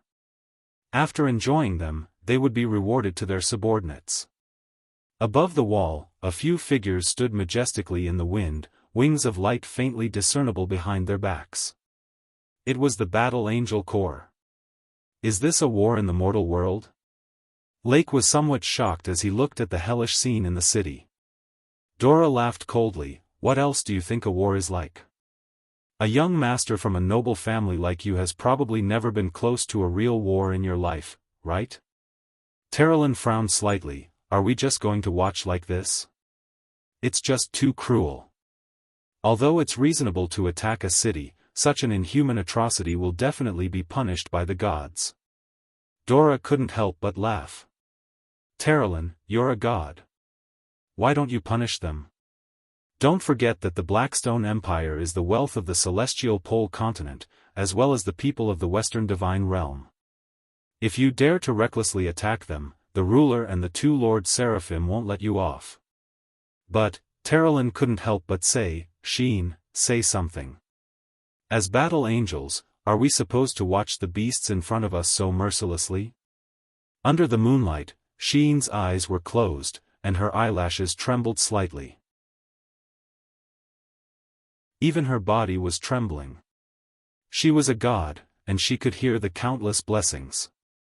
She could hear the screams of all the young girls of the Dongtian commandery. She could feel the despair and pain. She lowered her head and clenched her fists. 2 streams of tears flowed down her cheeks. She could sense the connection between herself and this continent. She could even feel the pain and torment she was experiencing. Stop, Sheen whispered. What? Dora was stunned. Sheen, what did you say? I said stop. Sheen suddenly raised her voice. This shout was like an oracle, and a wave of power wrapped in flames and the law of light spread out with her as the center. Even Dora, Terrelin, and the others couldn't withstand it and retreated. How could the soldiers of the Blackstone Empire on the ground resist it? The soldiers closest to them, who were planting the heads, were shaken to the point where they bled from all 7 orifices. The tents not far away were all uprooted. All the middle and low-ranking officers looked over, dumbfounded. Boom! It was just a shout, but it actually crushed the houses, collapsed the city walls, and cracked the earth. Terrelin, Dora, Lake, and the others were all dumbfounded. Not long ago, Xian's cultivation had far surpassed theirs. More than half of the Dongtian commandery was affected. Almost everyone stopped their evil deeds and looked towards the eastern wall. Xian, Terrelin muttered, "What's wrong with you?" Xian slowly shook her head and said, stop them, yes." The sound of horse hooves shook the road. In the distance, torches lit up. Fu Yu's men had arrived. Fu Yu was among them. When he approached, he was shocked. He had seen these war angels before. "Lord Xian, was it you who made that noise just now?" Fu Yu asked respectfully. "Yes." Xian closed her eyes and nodded. "Release those women and children immediately. Otherwise, I will kill you immediately." Fu Yu was shocked. He didn't doubt the words of this level 7 golden-winged battle angel. She would indeed do it, and she had the ability to do it. However, Fu Yu's subordinates with lower cultivation were unhappy. They couldn't feel the aura of Xian's 50th level Grotto Heaven Godhead, nor could they feel the sharpness of the blazing eyes. They could only speak at once. "Why? We risked our lives to take down the city, so why should we let go of the spoils of war? These are our gains. So what if you're angels from the divine realm? Aren't we your people? Aren't you taking our offerings from us?" Xian furrowed her brows, and her eyelashes trembled slightly. Golden flames began to spread from her body, and she was about to lose control of her anger. "You have never been my people." Xian suddenly said, "Stop your violence immediately, you bunch of bugs." "What did you say?" A group of soldiers raised their weapons and roared, "Our leader is also a god. The only difference is that he is a god from the lower realm. What right do you have to humiliate us like this? You dare to call us, the Empire's warriors, bugs? Who do you think you are?" Wang. Xian suddenly opened her palm and pointed it at the group of soldiers who were cursing the most fiercely. "Shut up. If you don't shut up, you're going to curse." They were quite stubborn. "Shut up," Fu Yu hurriedly said. But it was too late. Xian's palm glowed with light. With a hong sound, a pillar of light bloomed in the crowd. At least 200 soldiers were instantly devoured by the pillar of light. They turned into ashes, and not even their bones were left. Xian. Terrelin suddenly stood in front of Xian, blocking her eyes, and said, "Lady Xian said to use the eyes of blazing light as little as possible. After all, it will only consume the power of your cultivation. We can deal with this group of ants." But now, the Blue Flame Army didn't dare to say anything. They all felt that this girl looked very weak, but that was not the case. She killed hundreds of people with a wave of her hand. This kind of power was not something a god of Fu Yu's level could do. Dora frowned. "Xian, you killed the people of the Western Divine Realm. I'm afraid the Lord Ruler will be displeased if he hears about it. Is that so?" Xian's lips curled up slightly. "Dora, are you going to tell on me?" "No, why should I?" Dora gently opened her hand, and the light of the Fergus spear condensed. She smiled seductively and said, "Since you have slaughtered the citizens of the divine realm and betrayed the Lord Juggernaut's divine decree, I have no choice but to execute you." Whoosh! The spear stabbed forward silently. It was so fast that even Terralin and the others couldn't react. Whoosh! The power of the spear was so strong that it even pierced through the wall of space. Dimensional energy crackled. However, Dora's attack didn't successfully pierce through Xian's neck. It only pierced the air. Huh! Dora suddenly pulled back the spear. However, no matter how hard she tried, she couldn't pull it back. Xian had actually grabbed the spear's head. Dora, you have repeatedly offended your superiors. It's fine to kill you, right? Xian abruptly exerted her strength and brandished the dig spear in her hand. Her blazing eyes instantly opened, and the piercing Dora could only close her eyes. She did not have the courage to meet Xian's gaze. Bang! Duo La's body crashed into the city wall along with the dig spear. Shattered city bricks flew everywhere, and under the endless compression of power, the city bricks were all turned into dust. The group of soldiers was stunned. This was a battle between gods, a realm that mortals could never hope to reach in their entire lives. Xian squinted her blazing eyes and opened her palm. Golden flames swirled in her palm. Soon, a dazzling ice crystal appeared. It was a celestial dragon crystal. However, it was different from the celestial dragon crystal from before. It was more lethal and destructive. Dora was already injured. If she took another blow from the celestial dragon crystal, she would most likely lose her life. Wait! In the sky, a figure suddenly flashed by and raised his iron fist. Boom! The wall of the plane was shattered, and the cracking power tore apart the aura of the Eyes of Blazing Light's domain, and it couldn't resist it. Oh! Xian couldn't help but be surprised. There was actually such an expert in this place? It was Han Shu, a sacred martial king with the cultivation of the 57th grotto heaven. Han Shu leaped down from the dragon's back lightly. However, the moment he saw the blazing eyes, he felt a chill in his heart. He hurriedly lowered his head and said respectfully, "Lord Xian, Lord Dora is a god from the upper realm who came to the mortal world together with you. She is just a little stubborn. I hope Lord Xian won't vent your anger on her. After all, Dora didn't commit any crimes that deserve to be killed. I, Han Shu, beg for mercy on behalf of Lord Dora. Please don't be angry, Lord Xian."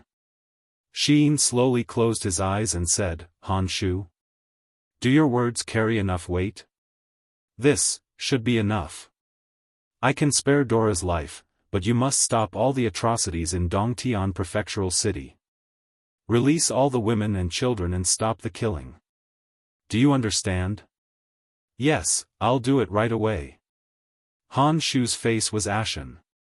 He didn't even know why he, a sacred martial king with the 57th grotto heaven, would be so respectful to a girl with the 50th grotto heaven. Was it just because of the deep respect in his heart? Rustle, rustle. Amidst the rustling sounds, Dora held the dig spear and crawled out of the hole in the city wall. She was in a sorry state. Luo Fei, who went forward to help her, was flung away by her. With a face full of resentment, she said, "Xian, you win." Xian remained silent. She raised her snow-white and flawless face and felt the bright moon in the sky. She quietly waited for the pale flame army to release the captives. She didn't know why she did it, but she knew she had to do it.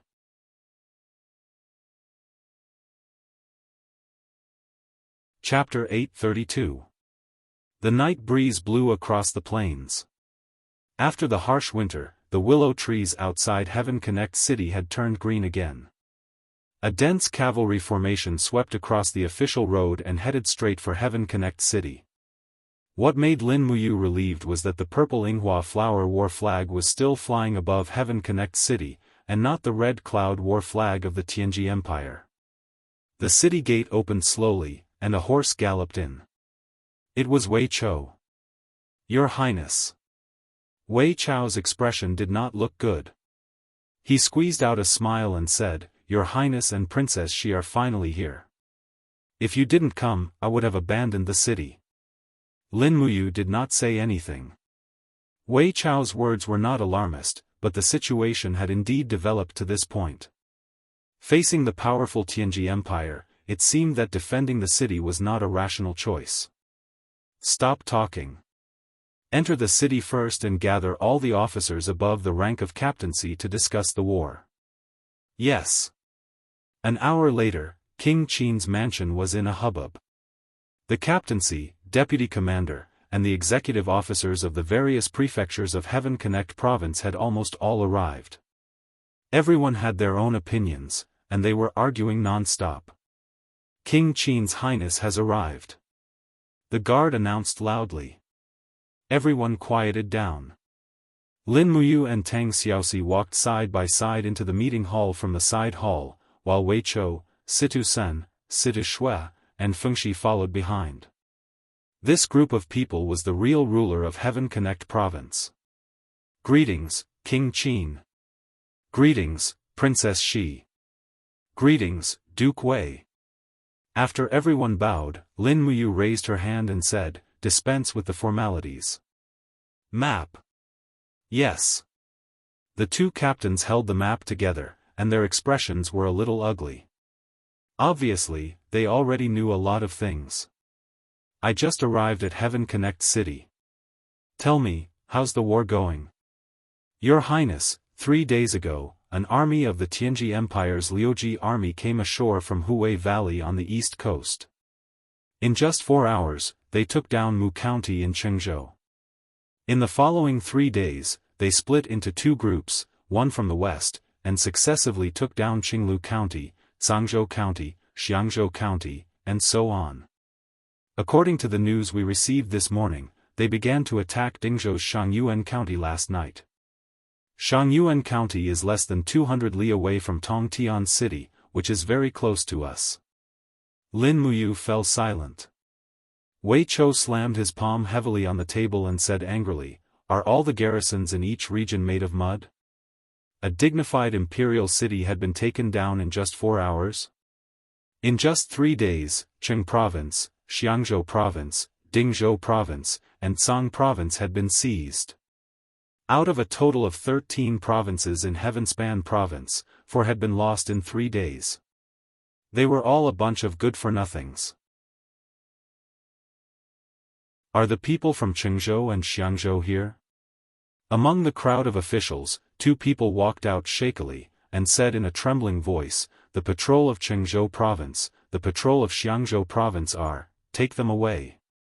Wei Chao's face was livid. "Your Highness, these incompetent people are not fit to be officials, what do you think?" Lin Muyu waved her hand, and said, "Forget it, the Liuji army is too strong, it has nothing to do with them, just forfeit their salary for a year." "Yes, Your Highness." Situsen said, "The urgent matter at noon is what to do now, how to deal with the next attack of the Tianji Empire. Tomorrow night at the latest, they will definitely launch an attack on Heaven Connect City. Once we lose Heaven Connect City, I'm afraid the 6 provinces in the south, Luzhou, Junzhou, and Hangzhou will definitely not be able to defend." Wei Chou was the only one who had confronted the army of the Tianji Empire head-on. He thought for a moment and said, "Their Dragon Rider Regiment's tactics are too powerful, our magic crystal cannons are simply powerless. I am helpless in this regard." Situsen looked at Lin Muyu. Everyone's eyes also fell on him.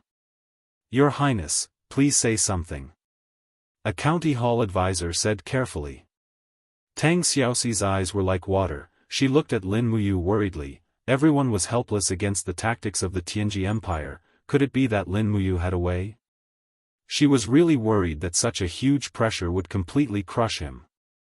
After nearly half a minute, the smoke from the incense burner in the hall lingered around Lin Muyu. He finally raised his head, and said indifferently, "How many troops are there in Heaven Connect City?" "There are more than 50,000 people in the Longdan army camp, in addition to the 100,000 people that your Highness has brought. In addition, there are the garrison troops from the various provinces, the total number is about 130,000. Wei Chou said respectfully. "Enough."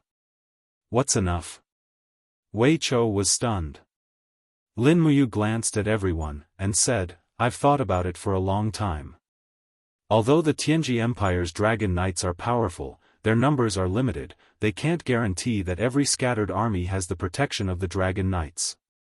Moreover, they have conquered 4 provinces in a row, so they will definitely send troops to guard, and they have won all the battles along the way, so they must be very arrogant and domineering.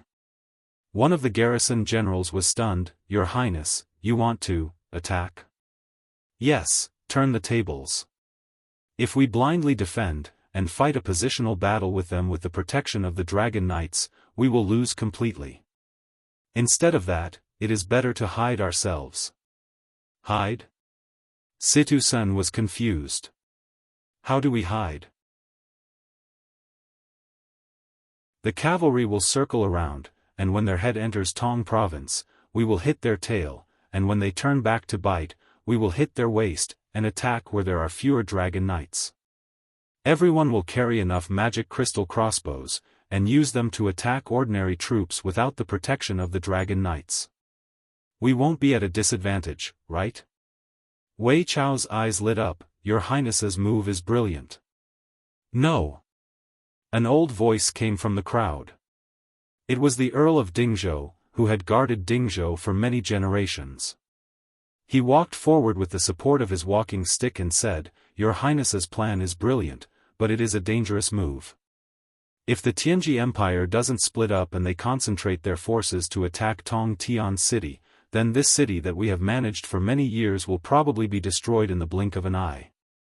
Lin Muyu said, The Earl of Dingzhou is correct, but if we don't split up and use harassment tactics, Tong Tian City will probably fall, and we will also lose a large number of soldiers. The Earl of Dingzhou trembled all over and said, Although the King of Qin is unparalleled in both literature and martial arts, he is taking human lives too lightly. Once Tong Tian City falls, how many people will die? Is this what your Highness wants to see? What good idea does the Earl of Dingzhou have? Lin Muyu asked with a smile. A bright light shot out of the Earl of Dingzhou's eyes as he said, Order all the armies in the provinces to gather and raise the royal banners to pretend to be the main force of our army.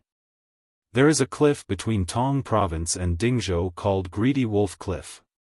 It is easy to defend and difficult to attack. As long as we hold Greedy Wolf Cliff, we will be able to stop the Tianji Empire's attack. We can hold it for at least 3 to 5 days, and we can use these 3 to 5 days to move the people in Tong Tian City. What does your Highness think of my suggestion? Lin Muyu thought for a moment and then raised her head. Very well, then I will appoint the Earl of Dingzhou as the commander of the provincial armies.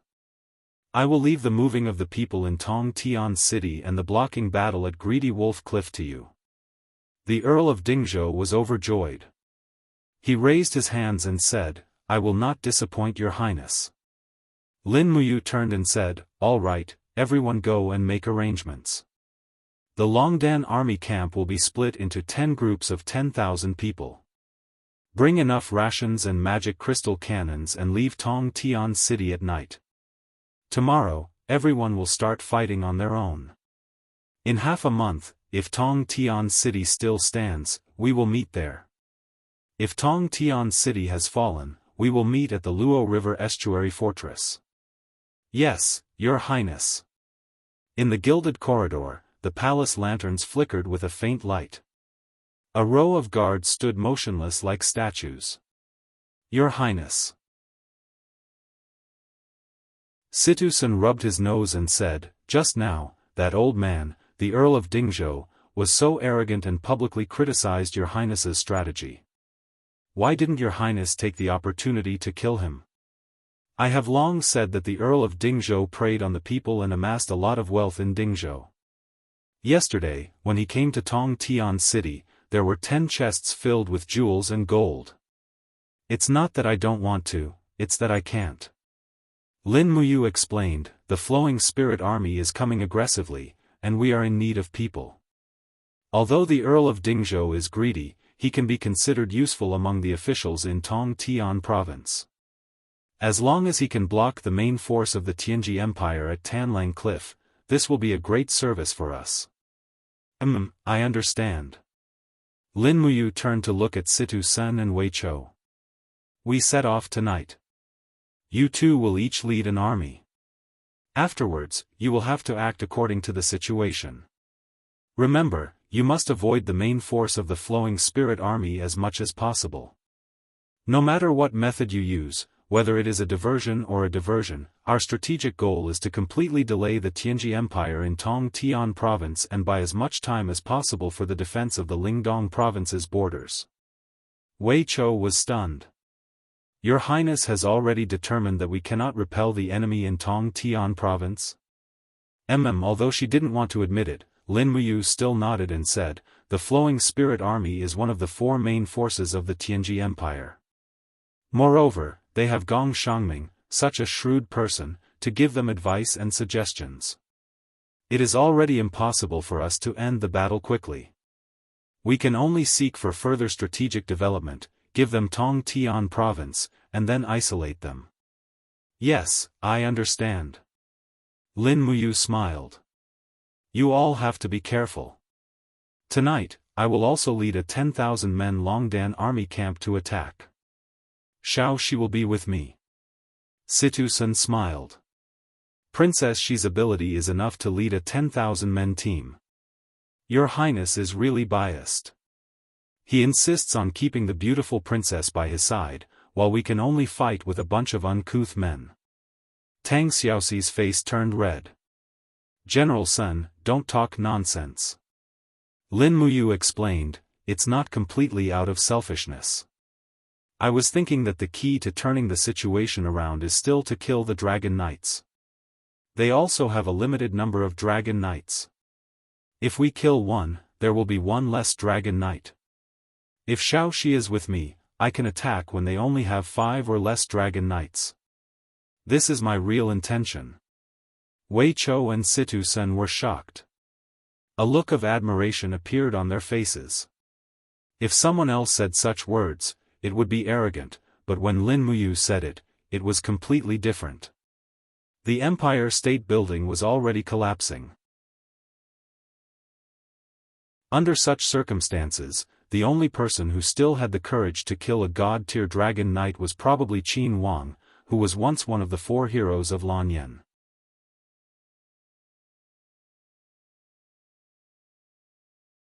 Chapter 833. At night, on the vast plain of heaven-reaching city, dust was rising into the sky. Rows of cavalries of the Courage Dragon Battalion disappeared into the night. The army of 100,000 soldiers was divided into 10 groups, and all of their routes avoided the official roads and main roads as much as possible. None of them even wore armor, and only held weapons. In this way, it would not be too strenuous for them to ride on mounts, and it would be easier for them to deal with the Tianji Empire after they went into battle with light armor. At midnight, a group of light cavalry arrived at the border of Dingzhou. Under the moonlight, the person wearing a golden royal cloak was Lin Muyu. He rode on the snow-treading stallion and held the pear-blossom spear in his hand. His body was surrounded by faint wisps of wind element power. This wind element divine power created buoyancy and greatly reduced the pressure on the snow-treading stallion. To his side, Tang Xiaoxi wore armor with a wisp of white fur on the chest and held the national suppressing whip in her hand. We've arrived at Dingzhou. Lin Muyu looked into the distance. A golden light flashed through his eyes. Looking into the distance, he could see a city shrouded in smoke and clouds. It was Shangyuan County, the capital of Dingzhou. I didn't think they would still hold out. He sighed. He hated that he couldn't go as reinforcements. His mere 10,000 men were not even enough to fill the gaps between the teeth of the main force of the flowing spirit army. Your Highness. At his side, Captaincy respectfully said, what do we do now? Quickly reinforce Dingzhou, or... No, we're not going to Shangyuan County. Lin Muyu shook his head and said, Xiangzhou County fell 2 days ago. How many men did the Tianji Empire leave behind? Tang Xiaoxi blinked and smiled. Not many. Only 20,000 men are guarding it. However, there are also 5 dragon riders. One of them is a dragon rider. Are we going to take down this force? What is the cultivation of the dragon rider? The book didn't say it in detail. Let's go there and talk. Yes, all right. Xiangzhou was 300 li away from Dingzhou. If the light cavalry traveled quickly, they would arrive in about a day and night. Tang Xiaoxi said, there is a very powerful person in the Tianji Empire's army who knows how to buy people's hearts. After each city they capture, they open the warehouses and reduce taxes. They also put up notices to pacify the people. The army and the people are not offended. It is said that from the moment they attacked Mu County, they restrained the soldiers. Lin Muyu remained silent. This was why attacking the city was more important than attacking the heart. Gong Shangming was the real opponent, and he was also destined to be their nemesis. The light cavalry galloped in the forest. Before dawn, they had already galloped 100 miles. Fortunately, the warhorses of the Courage Dragon Battalion were basically tributes from the Demon Clan. These warhorses from the Forest of Infinity were plump and strong, much stronger than the warhorses of the Central Region.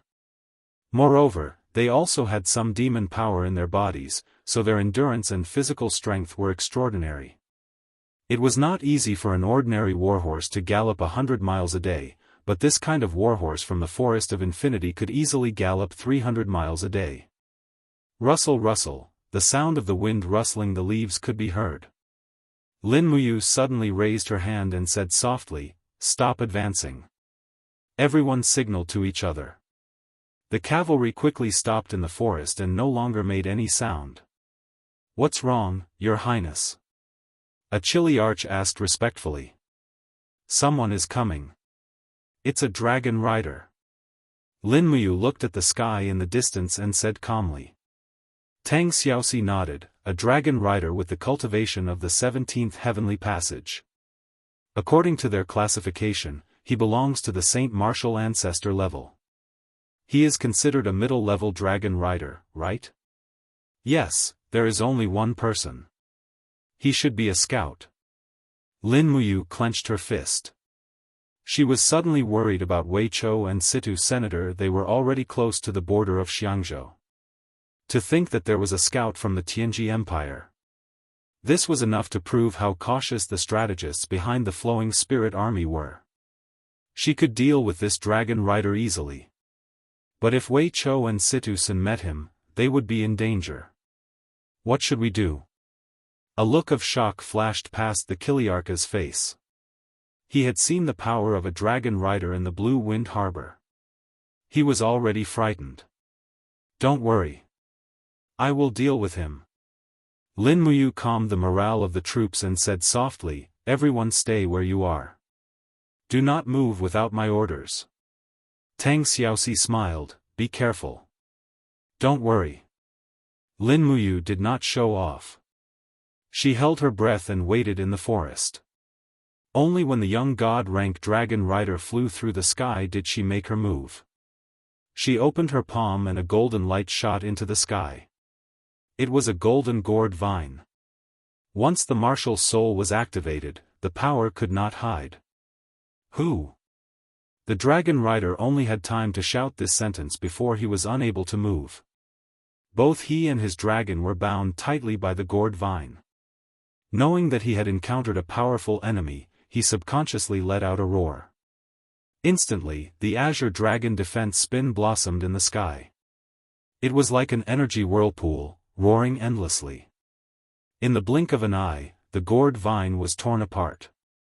However, in the instant that the gourd vine was torn apart, the pear blossom spear in Lin Muyu's hand transformed into a snow-white light and pierced downwards. The tip of the spear trembled slightly, and the dragon-taming spear technique's most powerful 12th form was activated. 3 spiraling forces exploded from the tip of the spear, heading straight for the dragon defense spin.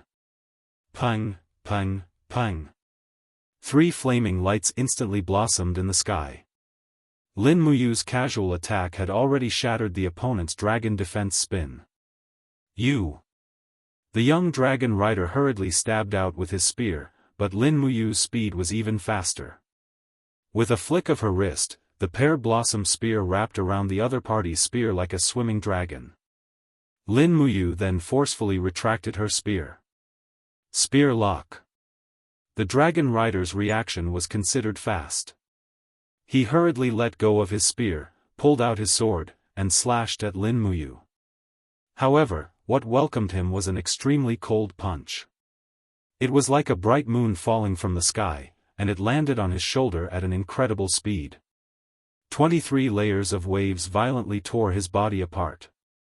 The Star Scripture's long river falling moon had actually penetrated the dragon rider's body. Pooh! The force of the punch even penetrated the green dragon's back. With just one punch, both the dragon and the man perished. Bang! A loud sound exploded in the forest, breaking many trees before stopping. Both the man and the dragon were no longer breathing. The cavalrymen of the Longdan army camp who were hidden in the forest were all stunned. They all gathered around to observe the legendary dragon rider up close, even though he was already dead. Lin Muyu quickly landed and picked up the dragon rider's spear and dragon sword. She said, "Who wants it?" Immediately, a few cavalrymen answered together and immediately split up. Once the scout is dead, it will immediately attract attention. Their people will be here in an hour. We have to hurry. Lin Muyu stretched out her hand and pointed to the east. This river is shallow. Warhorses can cross it. We will travel 3 miles through the river before reaching the shore. Why do we have to travel through the river? A soldier asked. Captaincy smiled. Because the river can cover our horse tracks. Your Highness is the commander. You just need to follow orders and don't question them. Yes, Your Highness is wise. Lin Muyu, however, smiled bitterly at Tang Xiaoxi. She was afraid that they would soon be targeted, and trouble would come one after another. There was absolutely no way to hide. The river was extremely cold, and the warhorses neighed in the cold. Amidst the surging sound of the water, Lin Muyu suddenly said, "Xiaoxi, did you see that just now?" See what? I only used one strike to break his dragon imperial spiral. Yes. Tang Xiaoxi nodded gently. I saw it. This means that you are very powerful. Hehe, my Mu is the most powerful. No, I'm not asking you to praise me. I just want to say. Lin Muyu organized her thoughts and said, according to Brother Feng and Wei Chao's description, as long as a dragon knight uses the dragon imperial spiral, he can withstand the bombardment of more than 10 magic crystal cannons without breaking it. I believe that the power of my attack just now was definitely not as powerful as 10 magic crystal cannons. Why is that? Tang Xiaoxi stared blankly for a moment, then her beautiful eyes flashed with intelligence. I know, it's just like you said, dragon crystals are the natural nemesis of magic crystals, so it doesn't consume any energy to resist the explosion of a magic crystal. It's like an iron wall resisting a gust of wind, it's immovable. But it's different to resist your attack, it needs to consume his divine power as well as the physical strength of the dragon. If that's really the case, Lin Muyu smiled. Maybe the empire can be saved. What do you mean? Xiaoxi, think about it. If a group of people randomly shot the dragon imperial spiral with white diamond arrows, how long can the dragon knight last? We've always been too reliant on the magic crystal cannons, so much so that we feel that we need to use them against everyone. We have neglected the killing power of the white diamond arrows at close range. I think we can try. If the white diamond arrows also consume the dragon knight's divine power, we can probably find a way to gain the upper hand in the war. Tang Xiaoxi was very excited. That seems to be the case. Mu, you are too smart. This idea has not been tested yet. We need to wait for the next time we fight. Okay. Linghan City, the commercial and military center of the Soaring Sky Province. It was also the place where the Marquis of Tranquil Sea, Yao Yuan, was stationed. The sun rose in the east, and after the first ray of sunlight shot out, a new day arrived. A warm breeze blew over from above the forest, and it carried the fragrance of the earth and forest. However, the guards on the city were unable to carefully experience the details of this life, and they were worried about the arrival of the group of ruthless devils from the Dark Stone Empire. On the bench, Yao Yuan quietly leaned against it. His injuries were very serious, and his face was pale and extremely ugly. "How is the battle?" Yao Yuan asked calmly. The vice commander at the side said respectfully with a dark expression, "Marquis, our army has suffered repeated defeats. The Dark Stone Empire's army has continuously attacked our cities and territories, slaughtered our citizens, and they've even eaten people. All the prefectures and counties have sent us letters requesting for reinforcements. Last night, their main army has already arrived 150 kilometers east of Linghan City." Yao Yuan's expression was gloomy. "Is there any other news?" "A group of exiled angels is helping the Blackstone Empire. It is said that they are divine emissaries sent by the Western God realm." Divine emissaries? Yao Yuan sighed. "How can the gods of the upper world participate in the war of the lower world? Do you know anything else?" "Yes, the leader of these exiled angels is called Xin. It is said that she stopped the Blackstone Empire's army in Dongtian Commandery from massacring a city." "Xin?" Yao Yuan's eyes lit up. "Where are these exiled angels?" "It is said that they stopped at Yanming Mountain, 50 miles away." Yao Yuan sat up shakily. "Put on my armor and head to Yanming Mountain immediately. I want to see Xin." "Marquis, please think twice. Xin is an exiled angel from the Western Divine Realm. She is a demon who kills without batting an eye. Everything is just a rumor.